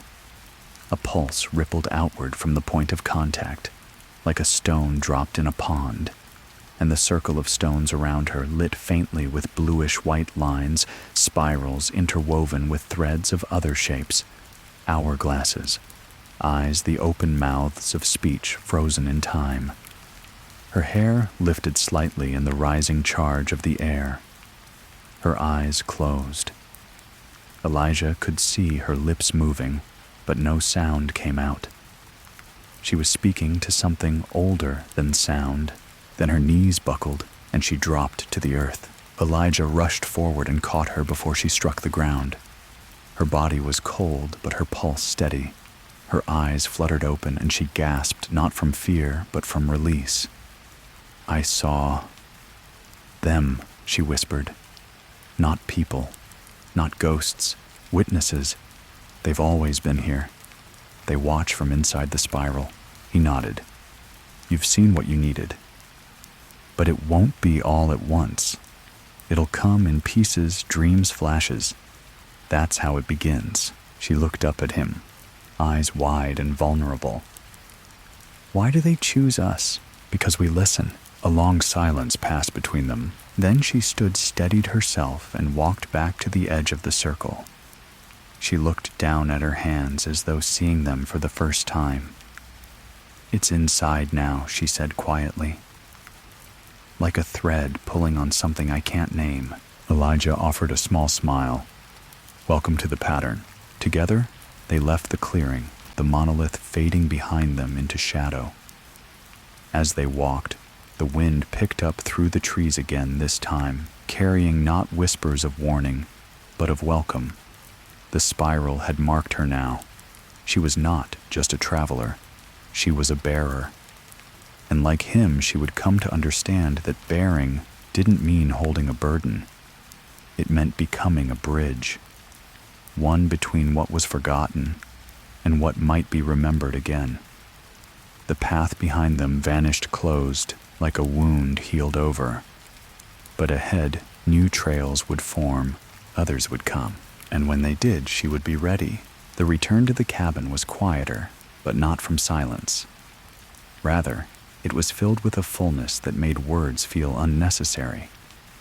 The woman Elijah now knew her name was Maeve, though neither had spoken it aloud, walked with a newfound steadiness, as if each step anchored her more deeply into the land that had summoned her. The forest no longer loomed. Its trees, once watchers, now stood like sentinels in reverence. The moss, once slick and cold, now cushioned their steps. The wind whispered still, but its language had softened into something closer to song. By the time they reached the hollow, the stars had begun to pulse faintly, their positions slightly different from when the night had begun. Not visibly shifted, but reordered like someone had drawn the same sky from a memory, with new intention. Inside the cabin, the fire had gone out completely, leaving the room dim but not dark. The spiral that once flickered in the flames' dance now seemed carved into the walls themselves, a presence imprinted into the grain of the wood. Maeve stepped through the doorway and stood in the center of the room, her eyes closed, breathing deep, as if memorizing the scent of the space cedar ash and something older, fainter like damp stone. Elijah busied himself near the hearth, stacking fresh wood and coaxing a small flame to life, not out of necessity, but ritual. The warmth was part of the remembering. Maeve turned slowly, her fingers brushing the edges of the journal still resting on the table. It had shifted again, the last page now filled with more writing, her handwriting this time. She stared at it, unsure when she had written it, or even how. But she recognized the truth of every word. "They'd been calling longer than I knew," she said at last, voice soft, almost breaking. "Even as a child, I heard them in the rustle of dry leaves and the hum of power lines on quiet nights. I just thought I was imagining things." Elijah nodded, feeding the fire. "Imagination's just the first door. they wait, behind all the others. Maeve sat resting her hands on her knees. What happens now? He didn't answer right away. Instead, he reached into a drawer beneath the hearth and pulled out a small bundle wrapped in dark cloth. Unfurling it, he revealed another mask, not wood, not glass, but something between its surface etched with thousands of tiny spiral lines so delicate they could only be seen when the light hit just right. He held it out to her. "It's yours now." She didn't reach for it immediately. Her eyes studied the mask, its subtle shimmer, the way it seemed to absorb the room around it. "I thought I'd feel fear," she murmured. "But I don't. I feel like I've been here before. Or maybe I never left." Elijah leaned back. That's how the spiral works. It's not about beginning or ending. It's about continuing. You carry it forward. You become part of the pattern. She finally took the mask and placed it gently on the table beside the journal. "And you? Where will you go?" He met her eyes, his expression unreadable but calm. "Wherever I'm needed next. The spiral doesn't let us stay still for long. We're not guardians. We're echoes. Carriers." Outside, a low wind passed through the trees, and for a moment it sounded like voices, distant, overlapping, layered with laughter, weeping prayers. Maeve turned toward the window. "There'll be more, won't there?" He nodded. "There always are. Some will come curious. Some will come broken. Some won't even know why they're walking until they're here. But they'll find the place. They always do." She stood again, walking toward the door. Her hand lingered on the frame. "Then I'll be here when they arrive." Elijah smiled, not with joy, but with something deeper, relief perhaps, or understanding. That's all the spiral ever asks. She stepped out into the night, now her home, now her story. Elijah remained a moment longer, looking around the cabin, at the mask, at the journal, at the fire, and then without a sound he was gone. The next morning arrived without fanfare, ushered in not by sunlight streaming through windows, but by the soft gray of mist curling at the forest's edge. Maeve stood on the porch of the cabin, a mug of cooling tea in her hands, watching as the trees stirred awake around her. Birds called in muted tones, their songs strangely rhythmic, as if they too knew the shape of the spiral. Behind her, the fire crackled softly within the hearth, its warmth still clinging to the bones of the room. The mask rested beside the journal, untouched since last night, yet not forgotten. It pulsed faintly with its own presence, as though breathing in tandem with the cabin itself. Maeve had not slept. She hadn't needed to. The forest had offered her something far more nourishing than rest, a dream that walked beside her fully awake. In the hours since Elijah's departure, she had felt the edges of her old self dissolving, not erased, but absorbed into something more fluid, more ancient. Her memories remained, but they moved now like pages caught in a breeze, tethered not by time, but by meaning. She had spent the quiet hours tracing the spiral with her fingertips across the worn planks of the table, the grooves in the window glass, the rings within a split log on the porch. It was everywhere. The message wasn't hidden. It had never been. Only misheard, only misread. Now she understood the spiral didn't call with words, but with longing. A resonance inside the soul that once struck could never be stilled. She turned her gaze toward the path Elijah had taken, though no trace of him remained. Not even footprints. The forest had swallowed him gently as it had once done to her. But she felt no fear. She knew now that he walked not away from the story, but deeper into it, toward the next voice that needed guiding. As the sun began to burn through the fog, a flicker of movement caught her eye, a figure small and hesitant standing at the tree line. A child perhaps no older than 10, dressed in a too large coat, eyes wide with awe and confusion. Maeve did not speak. She stepped off the porch, the mask held lightly in one hand, and walked to the edge of the clearing. The child didn't flinch as she approached. Instead, he looked past her toward the cabin, toward the journal resting inside. "I heard them," he whispered. "In the wind, in my dreams. They told me to come." Maeve knelt before him, placing a hand gently on his shoulder. "You're not lost," she said softly. "You're where the story begins." Behind them, the cabin waited not just a building, but a heart of memory pulsing with the promise of revelation. The spiral had turned again. The witness had arrived, and Maeve, now the bearer, opened the door and let him in. The pattern would continue. The path would remain, and the forest would whisper to the next traveler when the time was right, as it always had, as it always would. And now, as the forest settles and the fire dims low, your eyes grow heavier with the weight of the spiral's rhythm. It isn't fear that lingers now, but a sense of something old and patient resting just beneath the skin of the world. The kind of presence that watches not to judge, but to remember. You've walked alongside Elijah, felt the hush of ancient trees, touched the edge of truths buried deep beneath names and years. And in doing so, you've carried the story forward, thread by thread. Perhaps tomorrow, when the light spills through your window and the dreams start to slip away, you'll wonder if it was only a tale, a whisper in the night. But maybe you'll see the spiral faint and quiet in the rings of your coffee cup, the curl of smoke from your morning breath, the path your fingers trace across a fogged mirror. That's how it begins. That's how it returns.